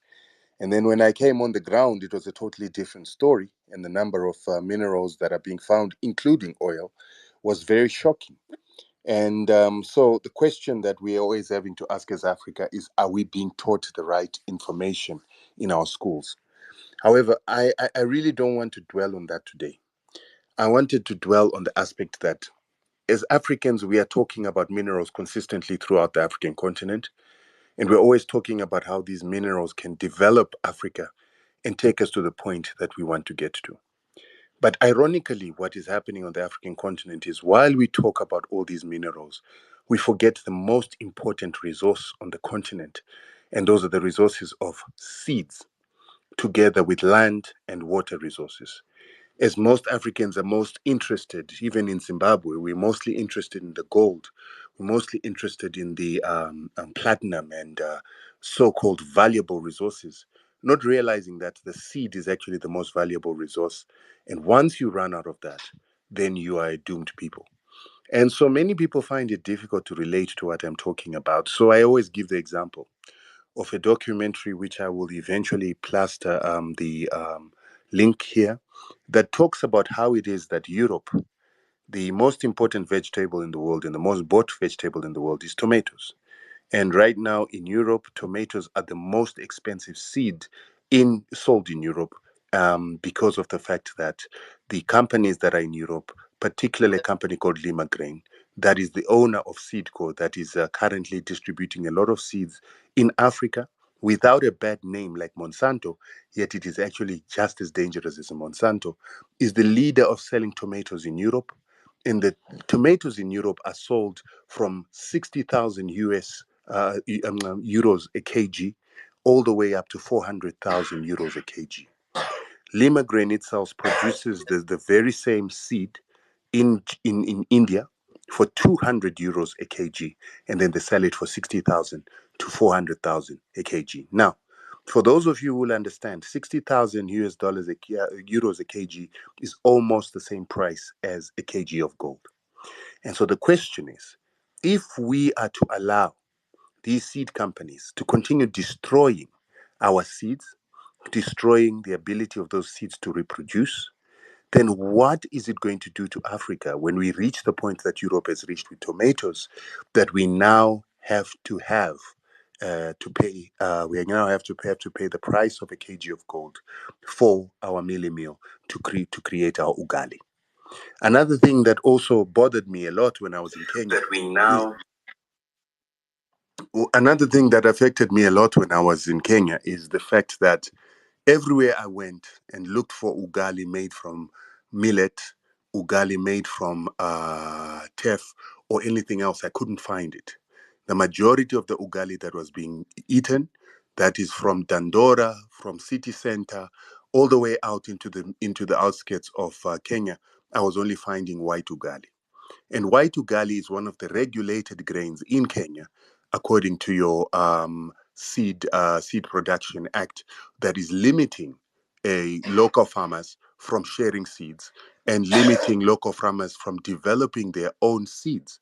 You are limited to only getting those seeds to be grown by companies that have been licensed by the government, because it is a strategic crop. Now I'm beginning to understand that even beyond strategic crops, the Kenyan government doesn't want farmers to share seeds. And if they do, they're criminalized, because they should buy all seeds from registered companies that produce what are called tried and tested varieties of seeds, or high quality seeds, which are generally hybrids. And now you've just had a signing over of GMOs into the country. And so this is an issue that I was wondering if Kenyans understand the crisis that they're in with the control of this resource, which could eventually affect their ability to control other resources, because the person that will be controlling your seed will then be able to use that seed to get control over other mineral resources, because you will not be able to grow your own food and become dependent on the seeds of other countries. And if you go to war with those countries, if you have a difference with those countries, if you have a trade issue with those countries, they could simply deny you their seeds until you give them land, until you give them mineral resources, or until you give them compliance. So let's give an example with what you guys have been doing now. You've been protesting. You're not happy with the president. You're not happy with some of the policies that you were supposed to acquiesce to in order to satisfy the IMF. So if the IMF is unhappy, it would ask all the companies that are giving you the seed that is being used to make that white ugali to stop giving you seeds, and immediately there's starvation. And when there's that starvation, they can then force you, the people of Kenya, to accept certain rules, to accept the payment of the IMF, or you simply don't get seeds, and then there'll be further starvation. They could do that with wheat. They could do that with any other staple of Kenya, because they control the seeds. Not only do they control the seeds, but when you have GMO seeds, what we have discovered here in Zimbabwe is we've been testing the food.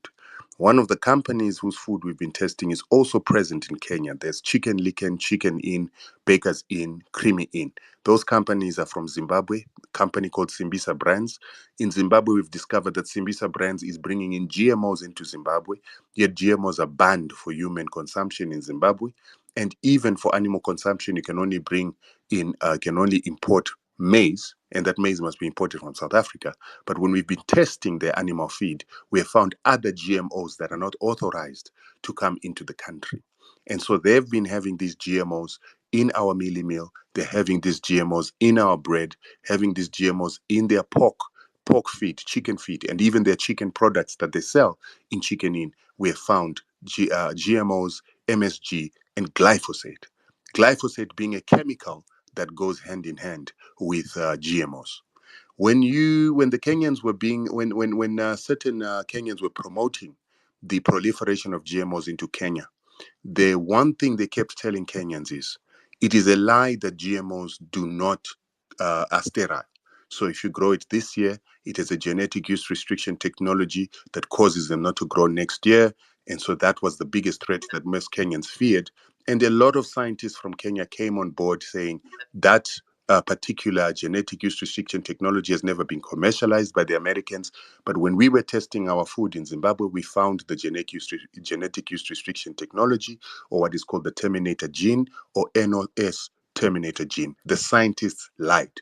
And the question I'm asking is, why would Kenyan scientists lie to the Kenyan people about something as important as the fact that the seeds that they're going to get will not be able to reproduce, or if they do reproduce, they will have a terminator genetic within them that can then be inimical to reproduction of food in future?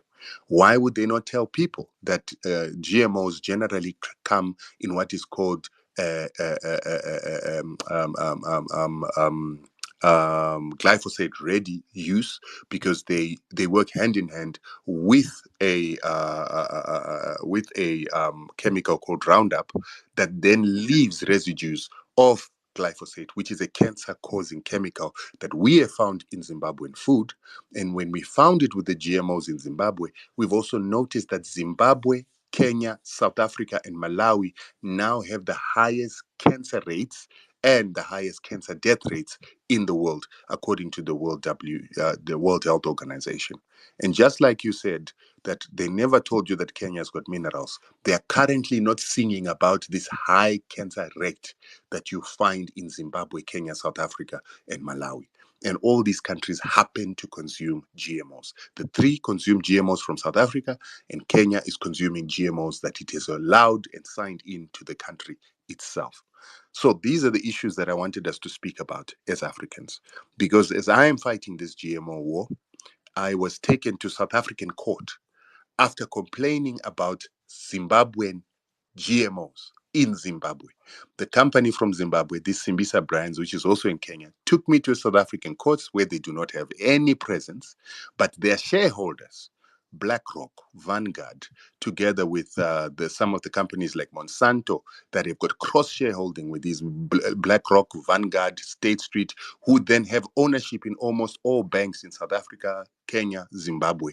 They obviously had an influence into making sure that these guys take us to South African courts where they are white-friendly courts who will then protect their interests. Not only do they protect their interests, but the judges are bought to an extent that they don't even listen to the argument, because right now they're saying I'm defaming them.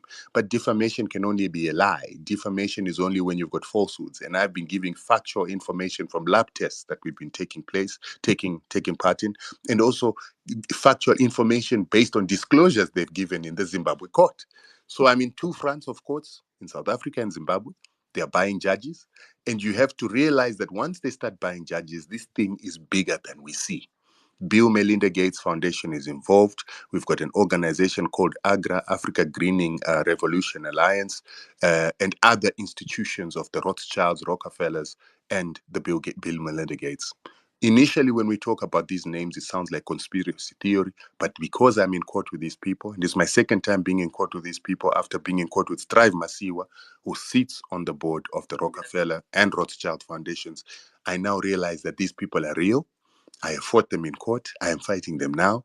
And their agenda is to take over Africa's food sovereignty. Once they control the food, they control the people, they control the resources. And even the protest that you had last month will not happen if they control the food and they can simply close off food tomorrow. They'll simply starve the population into compliance. So this is what I wanted to say to you and to leave a message to you with. All right, just hold on. We'll come back to you. Court Sonko.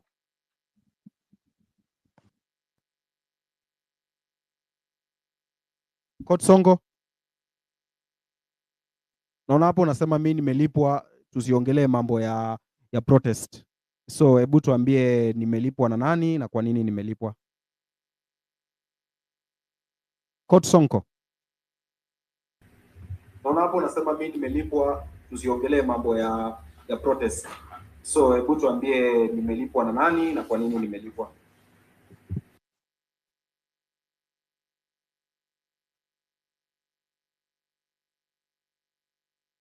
Mkenya daima.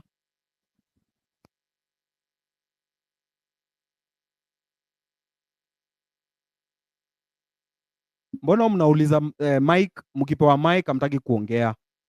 Unasema space, tunanyima watu mic. Umepewa mic uongee au uongei? Because kuna watu wanataka kuongea. Looks like they were just testing the waters. I also experienced the same in my space. Who are they? Are they being sent or something? Amerix, this is Senator Onyoka. Like they were just testing Yes. the waters. Can I say a few? Yes, go on. These are they have chickened out. They have been given a mic and they They can't hear you. Can I go first? Amerix, this is Senator Onyoka. Can I say a few? Edgar, can you organize this space? Because sasa these are friends of ours. It's like they're confused. Can you hear me? Who is speaking? Oh, okay. Thank you, Amerix. Amerix, Wait can you a hear minute, Senator. Just a minute, Senator. I'm bringing you on. So, Keoti Sonko, you had your hand up. Amerix alikuwa amekuuliza. You said that they had been told. Senator, just a minute. Can you hear You me? will come after Sonko. Sonko.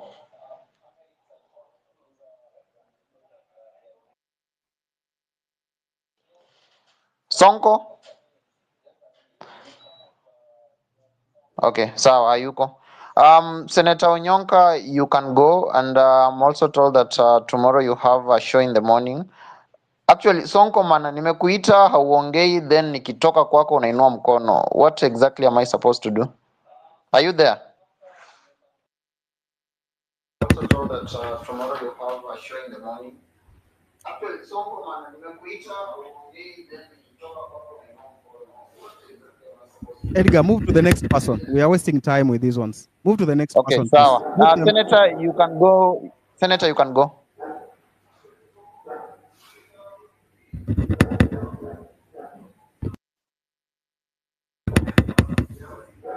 Senator, can you hear me?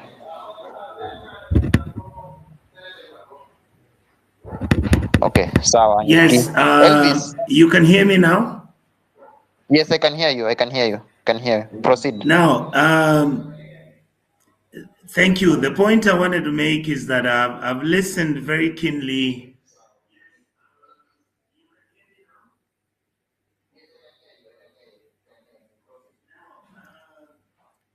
I wanted to say that I've listened to the gentleman who has just spoken about the GMO controversy and the issues. One of the things I wanted to say is that I hope all the Pan-Africanists who are listening to this know that you must begin to look at the larger picture, whether you look at it the Kenyan way or look at it the African way. Number two, the events that you see in the mismanagement and the misgovernance of our people, sometimes they are deliberate, but sometimes we are the unfortunate players in those arrangements. The truth is, I believe that you as Kenyans have always been trailblazers. I believe that we must be aware of what's going on. Don't dismiss anything you get. One of the things that has helped me in my politics is that when I pick information, whether it's true or not, you analyze everything intelligently and then you're able to make decisions. I believe that the issues which have been raised here are issues that can be fixed. Our country is not so broke that you cannot fix it. I believe where we are, like I've said before, the hardware is okay. When somebody comes to Kenya, you see everything, you see happy people, you see hotels are running, we have national parks, Kenyans are running at the Olympics, and everything is fine. But my point is, we now must begin to look at the software for you people to go to the next level. Finally, I want to say this.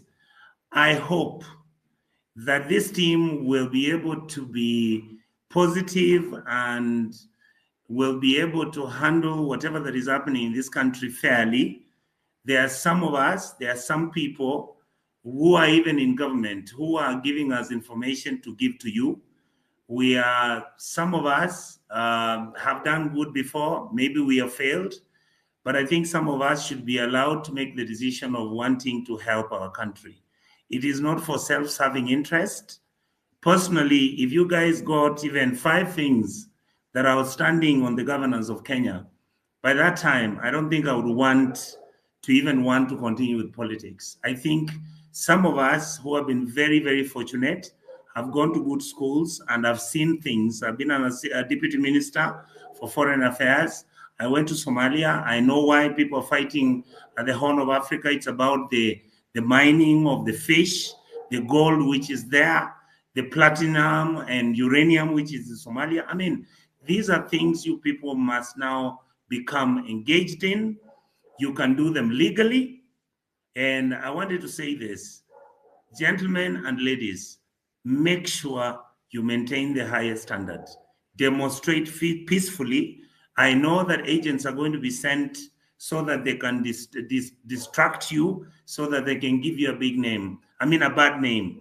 Martin Luther King demonstrated until he changed America. He was shot dead. Violence killed him, but his spirit kept on running. If you go to the US, you'll be shocked to see what is happening there, especially with Kamala Harris becoming a president, a black woman of Indian descent. So you guys have an opportunity. Fix your country. Don't favor me. If you think I'm BSing you guys, tell me. But if you think I'm doing a good job, encourage me. There are many, many people who are adults, who are old, elderly, who are old, who want to change everything. They are going to support you. Be fair to them. They will work with you. Will there be betrayers in the struggle? Yes. Must that stop you? No. I think that's all I wanted to say. Thank you so much, Senator. Asante sana. Elvis. Yes, Edgar. Can you hear me? Yes, I can hear you perfectly. You wanted to address an issue on hizi Immigration job and zenye jobs. tunaambiwa ziko majuu Yes. hizi job tunaambiwa ziko majuu, tutalipiwa ndege, tutafute tu passport in 1 week. Yes. So you have at least 2 minutes. Yeah, so I'll be very quickly because of time. Number one, straight to the point. I've heard the president going around from county to county telling people that we've created jobs abroad for you. You'll be getting a passport in, I don't know, 1 week, and then you go to the airport, you just board a flight and go abroad. So I want to tell you guys there's nothing like that. You know, from the events of June 25th, whatever happened, like people breaching parliament, that guy knows he lost his legitimacy and he's trying by all means to make sure that the legitimacy is back. He knows he lost it, but he's trying to use all kinds of lies to get this back. So, about the issue of jobs abroad, he said today that on the website they have about 400,000 jobs listed. I went through that website. All those jobs that are there, they are talking of maids, housekeepers, drivers. I think it's insane for someone who has gone to school. You are well schooled. You are well educated. You're being sent to the Gulf to go and become a housemaid somewhere for maybe like 20,000 every month. That is not something we anticipate as Kenyans. That is not the Kenya we want. Remember, during the 2022 elections campaign, this guy used to promise us that we'll be here, we'll create jobs for you here. Please vote us in. The moment he got into power, he started chasing away investors by increasing taxes and doing all sorts of nonsense to make sure that we don't have jobs locally. Number two, about the jobs in the West, that is Australia, UK, England, um, Canada, and USA, immigration has really changed. We have a lot of immigration laws that a lot of people don't really know. They have put a cap on student visas, on skilled work visas. Basically, there are no jobs. And if you go to the government websites of these listed countries from Germany, UK, Canada, Australia, they have a list called shortage of occupations list. Take time and go through it. They have specific listed jobs, which are professional jobs, and in most cases, they are just medical jobs only, not any other job that this guy is trying to go around the country telling people. There's no way you expect someone who has not, maybe they haven't been able to afford school fees to go to university. You're lying to him that I signed a deal in the UK and you're going to get a job there. There's nothing like that. At the moment, we're in the whole of in the West, the USA have elections. UK, they just had elections recently. And the first priority, they said, we are going to restructure immigration. We are going to reduce legal immigration. We are going to tackle illegal immigration. Basically, they want to train their own skills first, like skills in their own country. And then the remaining slots, that is when they can invite any other people to come from abroad to come and fill them. At the moment, for those who follow the NHS recruitment, let's say, for example, in the UK, the recruitment of healthcare workers has drastically reduced. Up to now, the NHS has not gotten its yearly budget to recruit from abroad. What they are technically doing is reducing the number of skilled workers coming to the country. The same thing is in America, the same thing is in Canada, the same thing is in Sweden, Germany, Australia. In Australia, it's now even more tough. If you're going there on a student visa, make sure you're going there on the right course, maybe like going to study something like medicine, nursing, occupational therapy, any other thing apart from that, then it's going to be hard from you because they say at the end of your studies, you have to exit the country and go and apply the job from your from your own home country. Technically, they are telling you, you give us your money, study in in our university here. At the end of it, go back to your home country. If you go there on a student visa, you cannot switch that visa into any other uh, field that will maybe make you remain in Australia.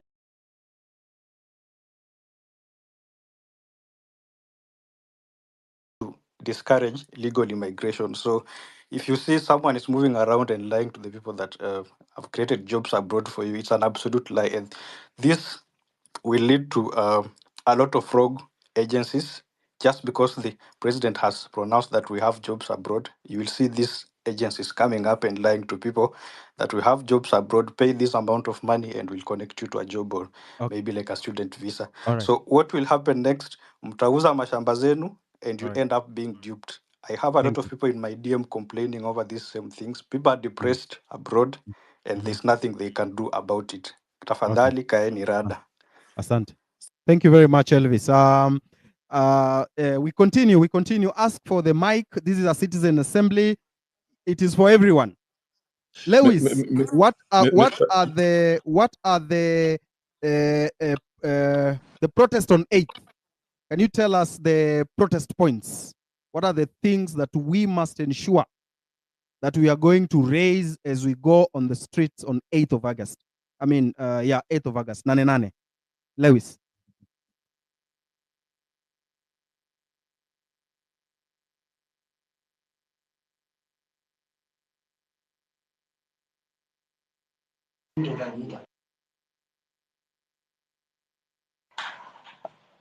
I don't think Amerix, can you hear me? Yes, I can hear you. I don't think Lewis can hear you.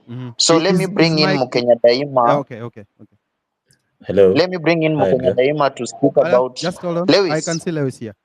Yes, Lewis. Sorry, I'd lost the conversation for a second. We had said that on 8th, there are more protests called Nane Nane. What are the pressure points? Yes, what is Edgar, the messaging? You had mentioned me. Yes. Can you hear me?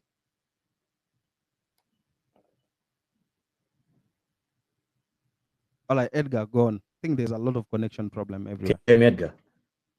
Anyone? Okay, Lewis, I can hear you. Proceed. All right. You'd called my name and I'd lost the connection for a second. Could you please Yes, repeat whether it was a question? actually, Amerix was the one who was asking for you to talk about the Nane Nane protests. Oh, the ones that we will have in Nanyuki, or just in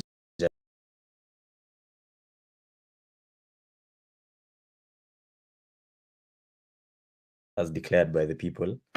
And I've seen that one of the things that's happening across the country, unfortunately, is that a lot of young people, they're being recruited by whoever. Obviously, we know who these people are. And they're making proclamations. Today, I was dealing with a problem in Laikipia with supposed Gen Z leaders calling off the mandamanos that we were planning to have. And they said very strongly, and obviously they've been looking for me. Unfortunately, I've changed my phone number because DCI has the other one, so they can text on that one. But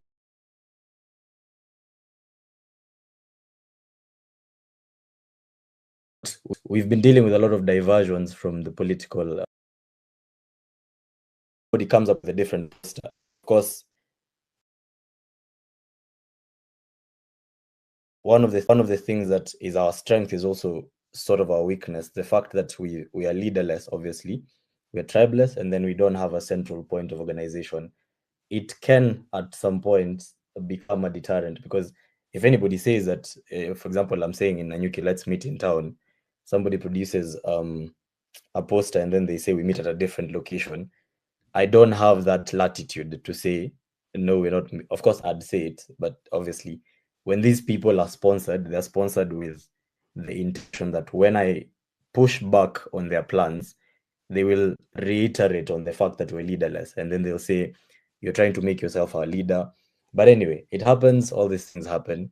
But on Nane Nane, we're insisting that across the country, I was having a conversation with a few people this past weekend, and we were saying if we are able to do it, even as we shut down, we do the mandamanos in Nanyuki, we're thinking even of ways in which if we're able to do on Nane Nane, anybody across this country who's able to go to the CBD. Personally, after if I'm able to do it, I'll just come to Nairobi as soon as I'm done, because I'm just 3 hours away. We occupy Nairobi and then we say Nane Nane, because what happened when we occupied the parliament, and I've been having this conversation with people, is that we left. We didn't make it stick. The next time we go to Mandamanos, we need to make it stick. If we're able to go all of us to Nairobi CBD and occupy CBD, it will even be better. The ones who are not able, you need to hold fort at areas at your home areas. We also want to make sure that it's very peaceful, but it must be disruptive.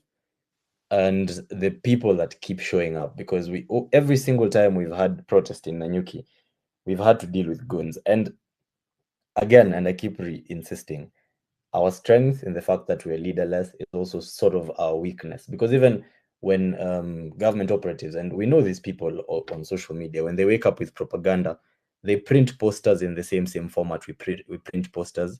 The other day they were attacking some of the key members of this protest, and they're very, very vocal and they're very organized. They wake up in the morning and then they target you. Last Sunday, some people were saying I was meeting the governor of Laikipia. Not sure what me and the governor of Laikipia will be talking about, but whatever, I guess. But on Nane, it has to be said across this country, everybody needs to wake up, and we need to make sure that this is our responsibility. Everybody needs to make it their personal responsibility to bring someone on board. And as soon as you're done, because I'm sure Mandamano's in Nanyuki, because we are rather chill town, we probably will be done by 5 p.m. If I leave Nanyuki at 5 p.m., I should be in Nairobi by 8:30. Tulale huko, wale wanakuja na chai, they bring tea, so that it has to mean something. This nane, we can't afford to do mandamanos half. And I think that's also why we're taking this break between now and up to that time. And I'm sure that some people are able to do with minimal meals, but I think on nane, if you're done with your mandamanos and you're able to make it to Nairobi, we should all go to Nairobi, to Kayuko, because that's our capital. And I think that's exactly where these people feel it the most. Our president clearly doesn't understand the language of conversation. The other day he keeps telling us about anarchy, he keeps telling us about the instability of our country. It's a bunch of nonsense, because if somebody comes to your home and then they beat down your child and then they are stealing your TV, you walk into the living room and then this person is like, hey bro, please don't respond because it will be chaotic. So be it, let it be chaotic, because that's the whole point. We want to make sure that we are na hiyo time ikifika tusikike. Money. Mr. Lewis, let me just clarify Yes. something.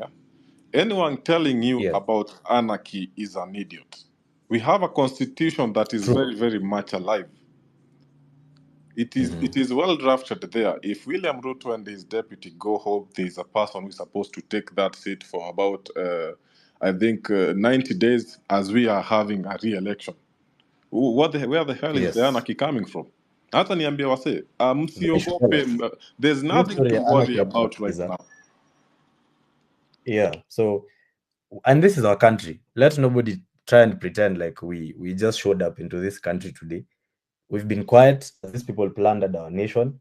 By the time tunasema this is gonna be a problem, when we say, guys, we're done, we're tired of listening to this, someone is telling us, guys, don't burn this country down. But you've been burning this country down for 50 years. So when it's our turn, we're not even burning it down. We're saying we're going to sit somewhere, we're going to march. I don't know where we'll march to, but I'll be, when you're watakuwa CBD mtaniambia tu when I get there at 8:30 p.m. But on nane, I will be ready to even walk. If they close the roads, tutajua tu njia ya kuingia CBD. But after we're done with mandamanos in Nanyuki, I'm making arrangements as we speak. Obviously, citizen planned. The guys who are saying that we've cancelled mandamanos in Laikipia have been made aware of some of them, who they are. To make sure it happens. We'll do our best to make sure it's peaceful.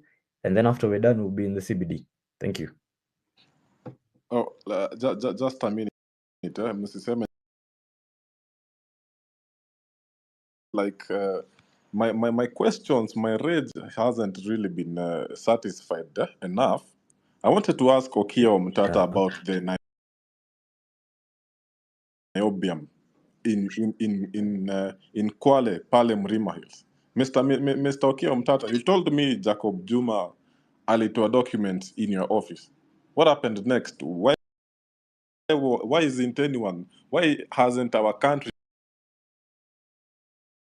Mr. Okiya Omtata, talk to us.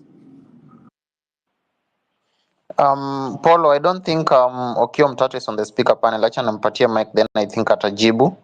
But meanwhile, Mkenya Daima, I can see your hand is up and you wanted to address the issue on nane nane. Juu unaniambia damu yako imechemuka we pamoja na Kilundizi. Yeah, thank you, Edgar Bwire. I want to make it very clear that Nane Nane is our Independence Day. It is the day we liberate ourselves economically. And I want Kenyan youths and everyone in this economy to understand that we have to put our tools down to make sure that we come to Nane Nane, we come to CBD, and we march forward to State House for that small meeting of 2 to 3 million youths together with the president. One thing that we are sure of, we are dealing with our outgoing president is clearly a mad person. He's a person who has psychosis. He's someone who we can clearly tell he has lost touch with the reality. That's someone who is suffering from psychosis. That's something that clearly we can tell right now. We don't need anything else. We don't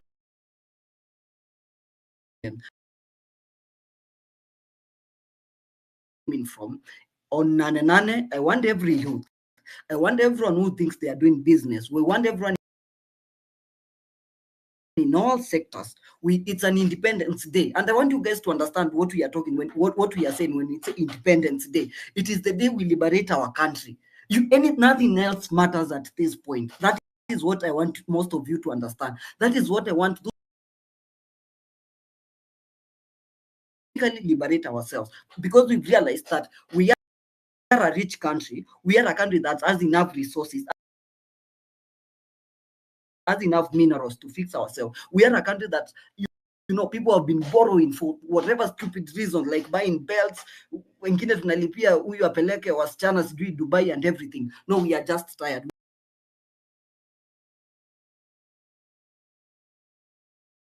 The scores on Nane Nane. I want us to march, and when we are marching, I don't march from behind, I march from front. And we get to CBD, ikibidi tukae pale chini. We are not running. We are not going to play day. That is what I want you to understand. Imagine you witnessing the second independence, and this one is for yourself. This one you are doing it for you and for your future. That is what I want you to understand. Then from there we can start fixing the country when we have Ruto out, because when we have Ruto and when we have the presidency out, because I don't want anyone mistaking me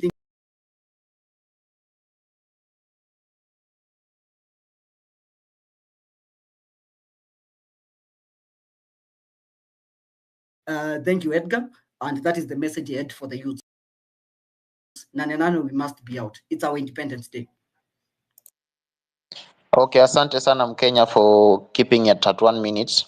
Kilundizi, you've told me that you're boiling. Thank you, Edgar.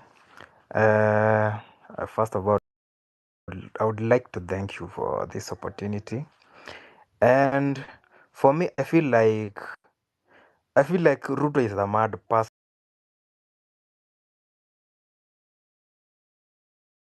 There will be a change.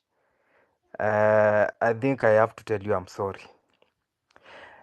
First of all, I'm beginning to feel like Ruto is the problem, because there is no way he was going to, he is bringing back the same people.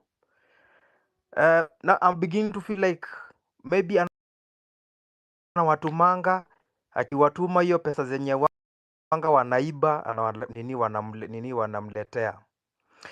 So for me, I feel like Nane Nane, that is the time we should be together. Ukiona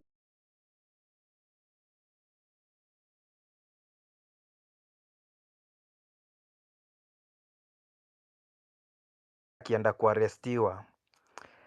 And I want to tell everyone, going to maandamano is an individual decision. Usiende pale juu ati unaona wasee unaenda. Enda juu unajua chenye unafanya. Kilundizi. You know what will happen to us in the Kilundizi. future. Yes. Kilundizi. Unaweza ongea tu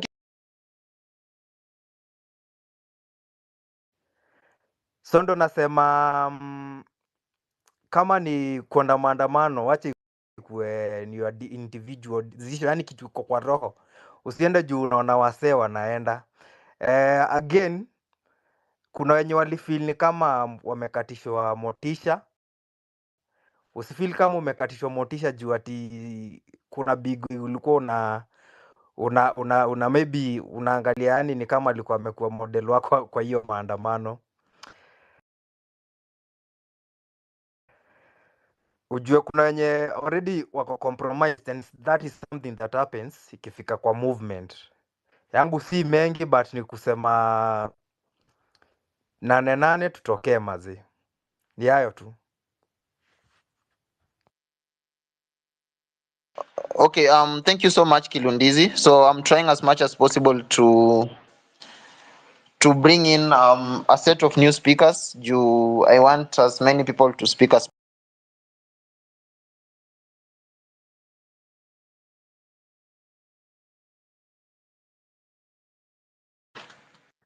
Hi, sorry.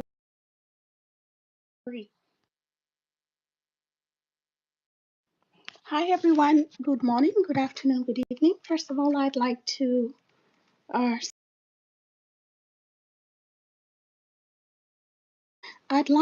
tell Kenyans, you don't realize what you have achieved. You don't realize that you're currently imprisoned in your own country.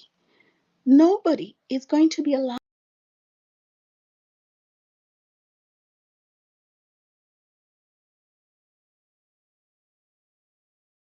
But there is hope.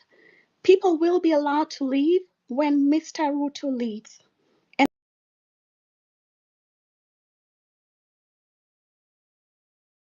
civic history and what a president should achieve. Now, I'd like to tell you that, first of all, people are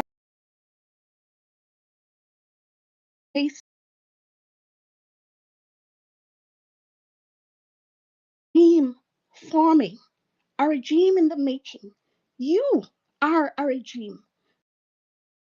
You, people who come on the spaces, the bigger population of a country recognizes this as the current regime. That means Mr. Williams' regime is illegitimate. He can appoint as many people as he wants to. That regime, as is currently run, with the removal of the mace on the 25th, is illegitimate, and he can be removed from power. Now, I would like to just brief you a bit on a few things, especially going on to the protests. Now, a government is typically recognized as an organization or group of people or individuals that governs a community or state. It usually comprises three main branches, okay? The legislature, the executive, and the judiciary. So governments are tasked with creating and enforcing laws, setting policies, and managing public resources.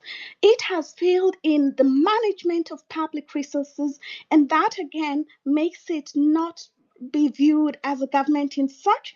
It is only a regime on paper currently. There is an acting president who's not recognized by the majority of the population. That means the actual regime is the one on the spaces right now. And then also, recognition of a government can be either one, de facto or de jure, okay? So de facto recognition means you acknowledge a government that has control over a state, even if it hasn't been legally established. Even if it hasn't been legally established. And that is what we're seeing on the spaces. This is the current regime.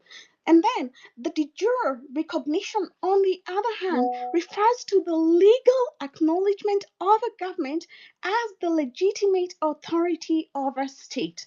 The international community can actually recognize a de facto regime as legitimate.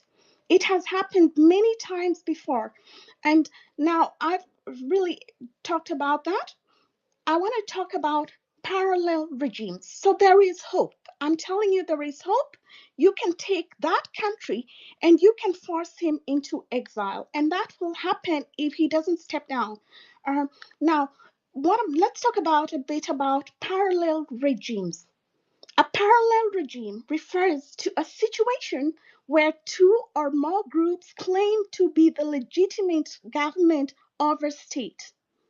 A legitimate government has the majority support of the population, which is not the situation in Kenya. That makes it again an illegitimate regime. So this can occur, mostly it occurs during times of political instability. Check, that is happening in Kenya. It occurs during civil wars, revolution. So one group might control the capital and major institutions, often recognized as the de jure government. So what is currently in Kenya is the one recognized internationally. It is the de jure, but there's the de facto. The de facto government is what you guys are, okay? So while another group might control significant portions of the territory or population, it is often recognized or referred to as the de facto regime. You are currently a parallel regime. You can elect actually your own president if you wanted to, with entire cabinet ministers, and declare the other regime down, because they're seeing, okay, Kenyans are kind of quieting down, but you still have that support. Now, let me talk about just a bit. I want to expound on this because I'm going to the Nane issue. I've talked about the parallel regime. In China, from 1949 to date, there is a parallel regime in practice. In Korea, 1948 to date. In Libya, between 2014 to 2021, Gaddafi, with Libya, it's so two rival governments running the country. In Yemen, 2015 to present, there is a parallel regime.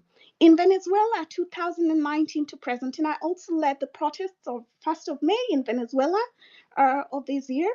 So I was there, and we talked about the parallel regime issue.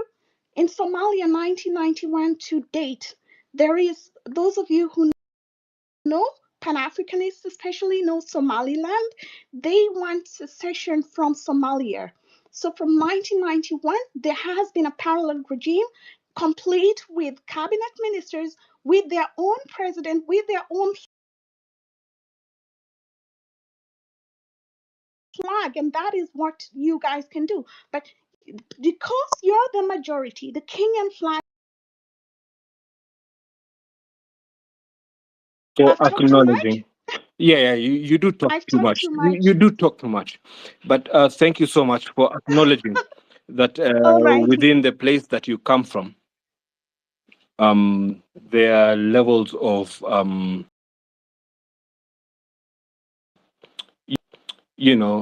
deprivation of maybe where you would have been as it were then, because now you want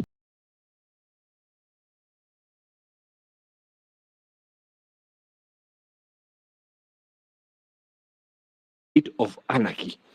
And you have actually tried to turn the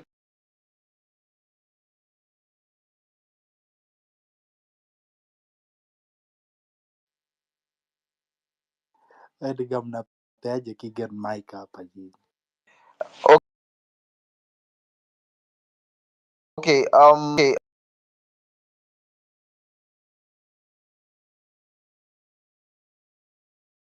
someone else a All chance. right.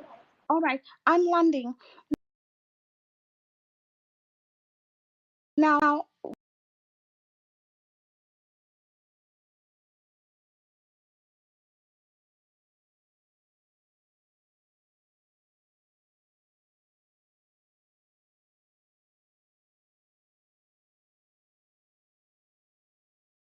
so I'm just urging you, I'm not telling you to form your own government. I'm saying there is already a government in existence. This is the regime.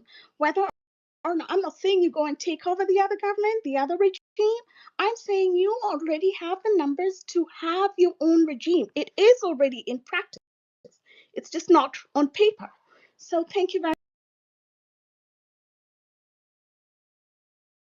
much for giving me the chance to speak, and I urge you for the Eric. Thank you. Can you hear me?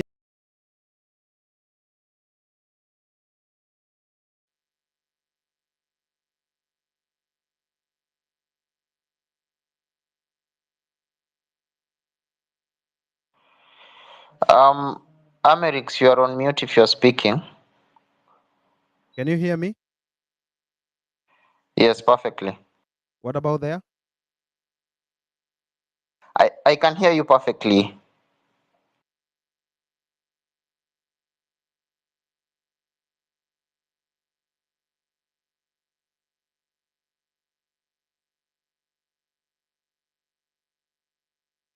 Amerix, you are on mute if you are speaking. We can't hear you.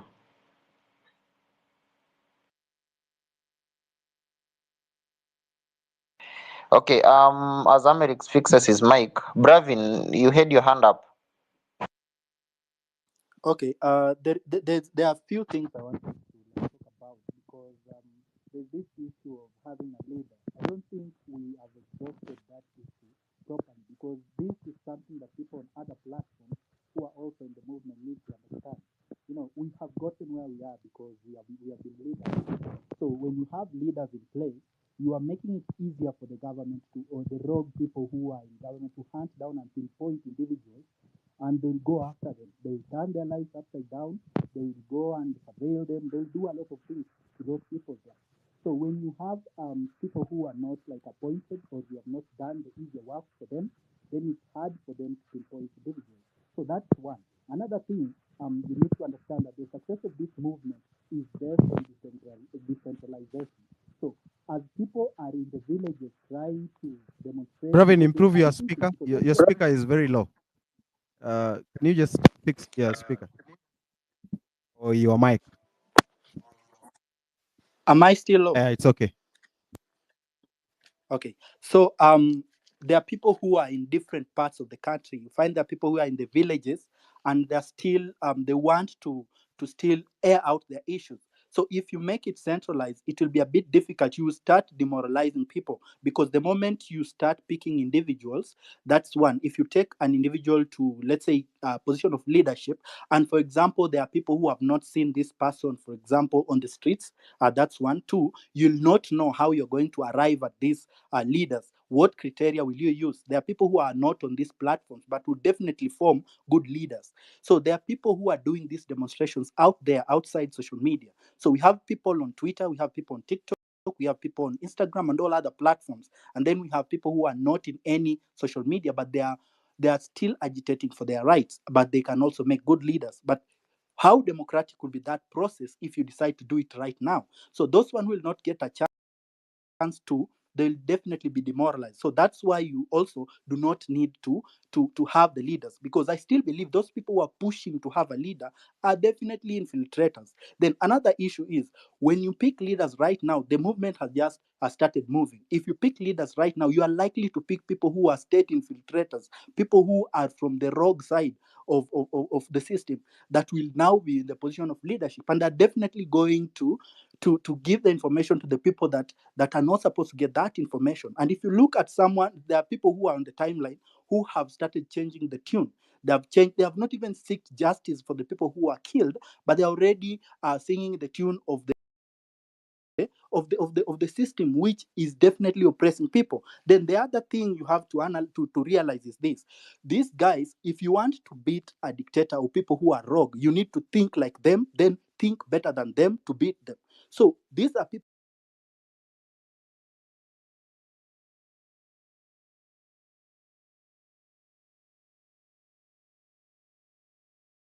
mercenaries that they send every morning to come and attack the whole movement based on tribe. They'll start saying this community has gotten more people, that community have gotten more people, and then it becomes a tribal thing. That is also another card that they'll throw at you. Then you need to understand there's also this issue I saw of forming a political party. Right now, they'll start treating you as politicians, not as citizens who are agitating for change. You form a political party right now, you now become politicians who now they'll have the ability to to call you some elites, or rather people who want to overthrow a government. So you are not citizens who are agitating rights. Now you become people who are plotting a coup. And we are here just trying to push for accountability. Because another thing you need to understand is when this movement started, people needed change. They didn't really need to get CS positions, etc. That these people are telling you, front someone to go and sit there. We didn't want that. We wanted these guys to be accountable, to tell us they'll do this and do the things that they promised. So they did not deliver these things. So we are pushing them to deliver. So we do not want really to get there. We want them to appoint people who have integrity and can deliver these things, which is not something that should be had. Now, another thing that you also need to understand is that if you let the government keep chasing ghosts, it's easier for them.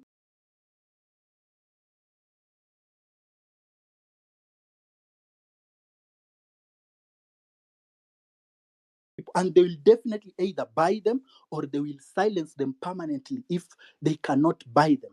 So the greatest weapon we have against are people who are rogue, that is, and they are definitely killing Kenyans, abducting them. It is the ability to be leaderless and civic education. Those are the two things and the two most powerful weapons that we have. Then another thing that we have not addressed, I've seen Kenyan Germans talking about low numbers in the spaces, etc. You need to understand there are two things. When you are fighting a war, it's both mental and then physical on the field. That is the protest. So the government has sent the police officers who have been brutalizing people. That is intended to kill you mentally. People are being murdered. It is affecting most people mentally. And if you easily affected emotionally, so they will not want to keep coming out. But you need to also encourage those people that they are still agitating for their rights. And as much as we push this, they also need to understand that they can also do the other work of online, sharing posters of probably people who have been abducted, people are missing. They can still participate in that.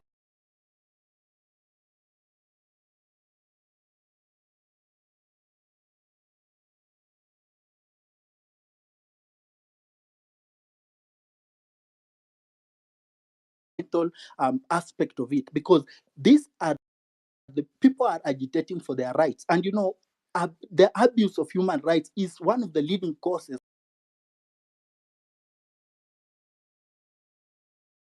I can feel the pinch. So as a person, I joined this movement because I feel this Thank thing you. affecting me as Thank an you. Hold there. individual. Thank you. Ndego Advocate, you were to raise some issues on the petition. You have petitioned the is it the impeachment of the presidency? And then there was, yes, go on. The mic is yours now. Tell us. Thank you, Eric. Thank you, everybody, for the submissions made. The gentleman, I think, from Zimbabwe made very able submissions in respect to the GMOs. I think those are some of the things we must pick up. Additionally, just to bring the members up to speed, I did share with Eric the petition has 50, I think about 3 or 4 major prayers, where we are asking the High Court of Kenya to make a determination whether or not Kenyans can participate directly in bringing down or in removing Mr. William Ruto and Mr. Gachagua from office. We have gone to court through or seeking to enforce the provisions of Article 1, which provides that power belongs to the people and they may exercise that power directly or indirectly. So Mr. William Ruto and Mr. Gachagua to account. Parliament has also refused to apply the available constitutional tools to hold Mr. William Ruto and Mr. Gachagua to account. And therefore, we're asking ourselves and we're asking High Court to make a determination whether at that particular time, Parliament can be deemed to have negated on its duties and obligations, and whether, upon that finding, whether the people can then.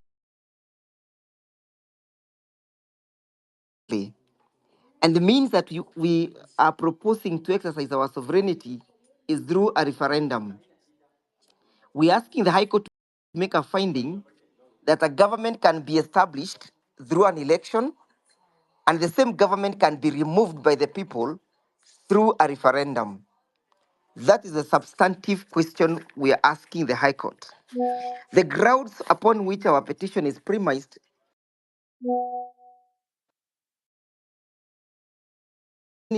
has withered the confidence of the people.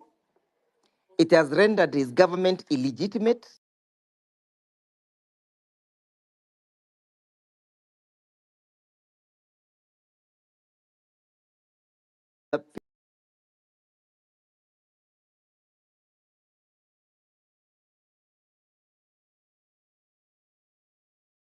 Before October, so that people can go to a referendum and vote to remove Mr. William Ruto from office. Our argument is that a referendum is not only a tool of the Constitution. We are saying that a referendum is.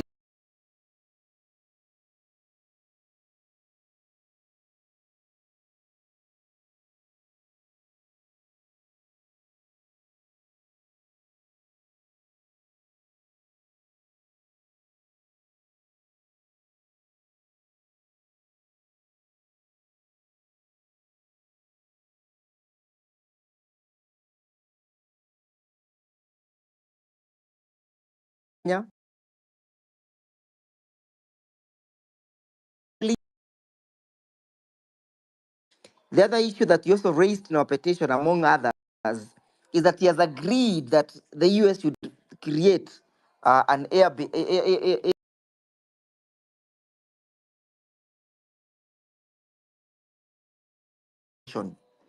to us is that he has completely sold out again our sovereignty, where foreign entities and foreign states will establish their military base here without consulting the Kenyans.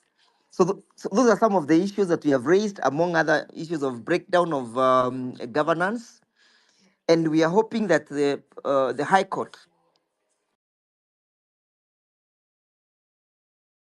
will. We are asking many people to join this petition.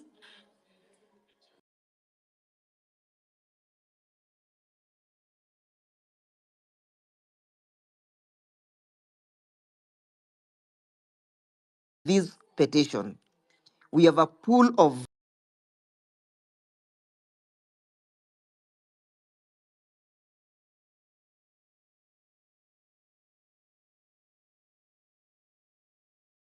what?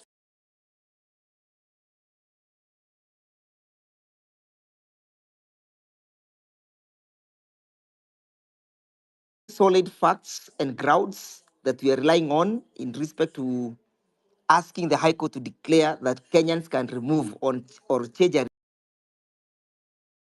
regime through constitutional means of a referendum. Those are some of the issues that we have raised in our petition. I have shared a copy of the same with Eric. Perhaps Eric may be posting for the High Court. I would reiterate once more that people are free to join this petition because the more, the merrier. If you're able to collect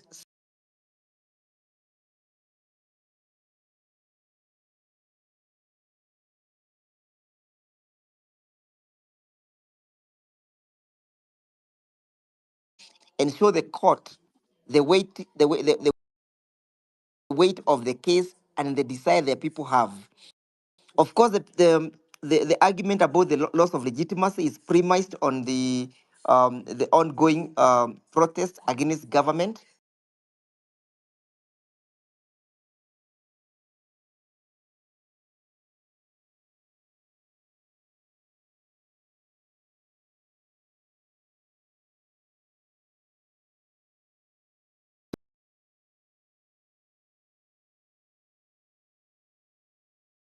issues, Eric, we are raising in our petition, I'll still remain available for further consultation or clarification. Thank you.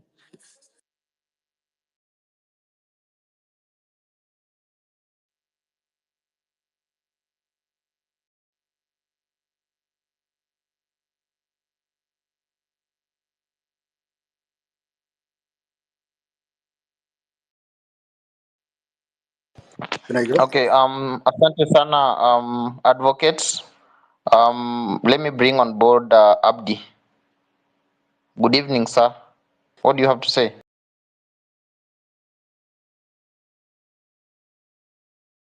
To Eric, Nyakundi, Edgar, Ndwega, Ndwega Advocate Njiro, and Willis, and everyone on the space, and all the speakers joining who spoke. Lately, some friends in the diaspora and around have been thinking that because Raila has joined the government, our movement is over. Let me address this sentiment. Our struggle is not just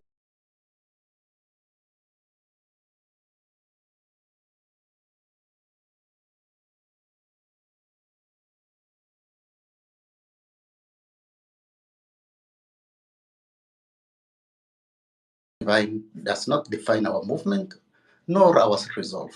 We must stay focused on our goals, mobilize the youth, and work towards change we want to see. Our journey is far from over, and together we will keep pushing. Having said that, I believe coalition arrangements in Kenya have always been short-lived and formed for special purpose. This time is not different. The political class consistently unite for their selfish agenda, ignoring the root cause of our issues. The Kenya Kwanza coalition has been buying legitimacy across the political divide. President Ruto represents the old school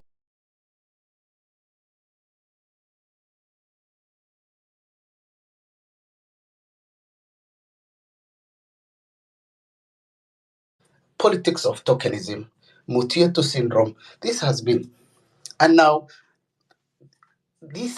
going on like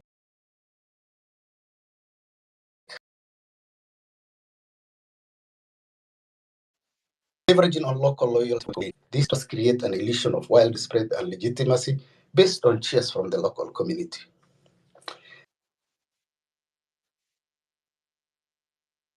I would say the president politics still represents politics of mass manipulation, engaging tactics that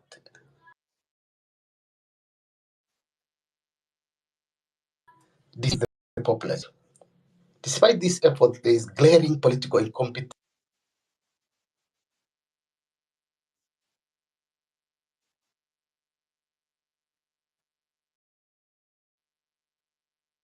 reflected in the continued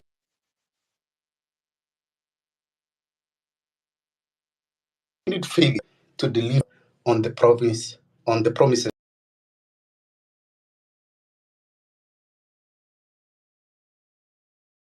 on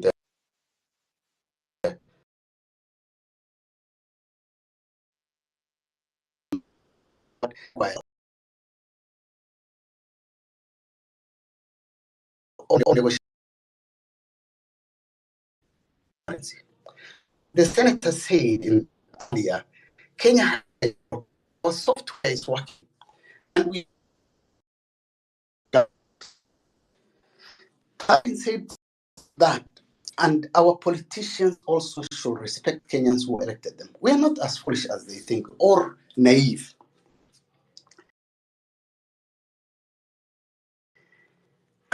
Finally, the KK government is all about political settlement between right Ruto. There is no economic benefit to the citizens.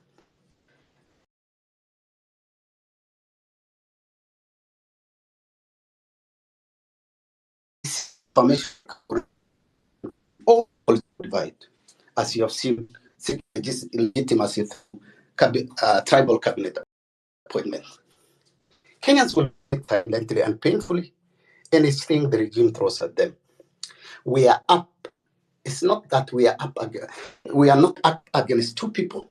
We are up now against an entire system and alliances, not just one person. It is them versus us. Here is the step to take to victory, nane nane match, as they say. Mobilize the youth.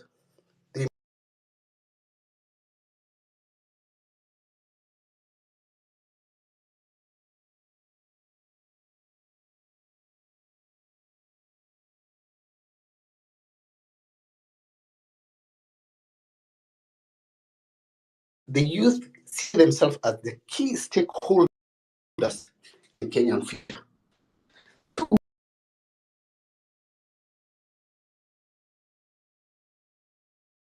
Encourage independent reporting and storytelling that reflect the true aspiration and struggles of the people. The other thing you can also use is to leverage on social media. Social media platform to disseminate messages, mobilize support, maintain pressure on the political class. Social media is a potential tool for grassroots organization advocacy and real-time communication. I will also add this, maybe I don't know what is your school of thought. I will say we should the vision for better Kenya. Unity, strength, and broad base of support.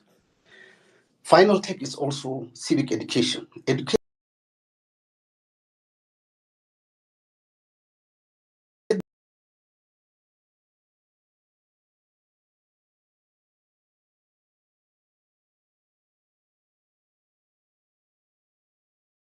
for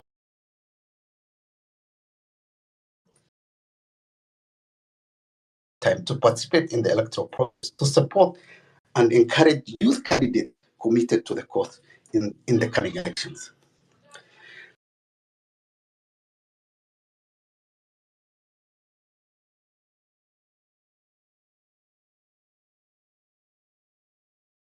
With a pretext to crack down. Nonviolent resistance ensures a high moral ground and broadens public sympathy. With that, I say thank you for giving me this opportunity and God bless you Thank all. you, thank you, thank you, thank you very much. Edgar, can you hear me? Yes, Be declared as polling stations. So I was wondering, don't you think a member of parliament will designate his car to be a polling station? What are you doing about this? And then I'm also asking you, Wakili Njiru, kwa nini tusitumie tu ID kupiga kura? Kwa sababu mimi nikitaka kufungua bank account leo wataniomba ID. Nikitaka kufanya those very serious transactions, they will not ask for my voter's card, they will ask for my ID. So how comes mimi nikienda kupiga kura naulizwa voters card and not ID? And I think ID is more powerful than a voter's card.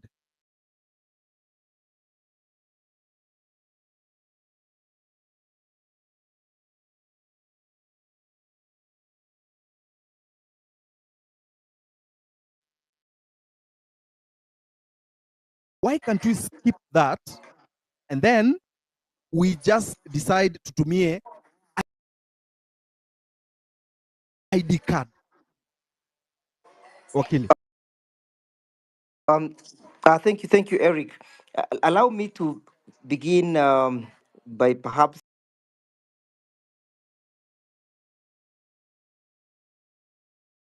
management. For example, the procurement of election materials. We need to know the exact number of materials that we are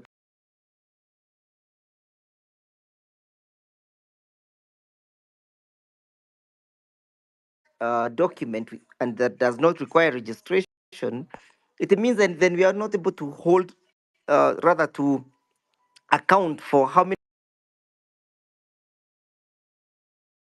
votes have been cast. For example, we need to know how many registered voters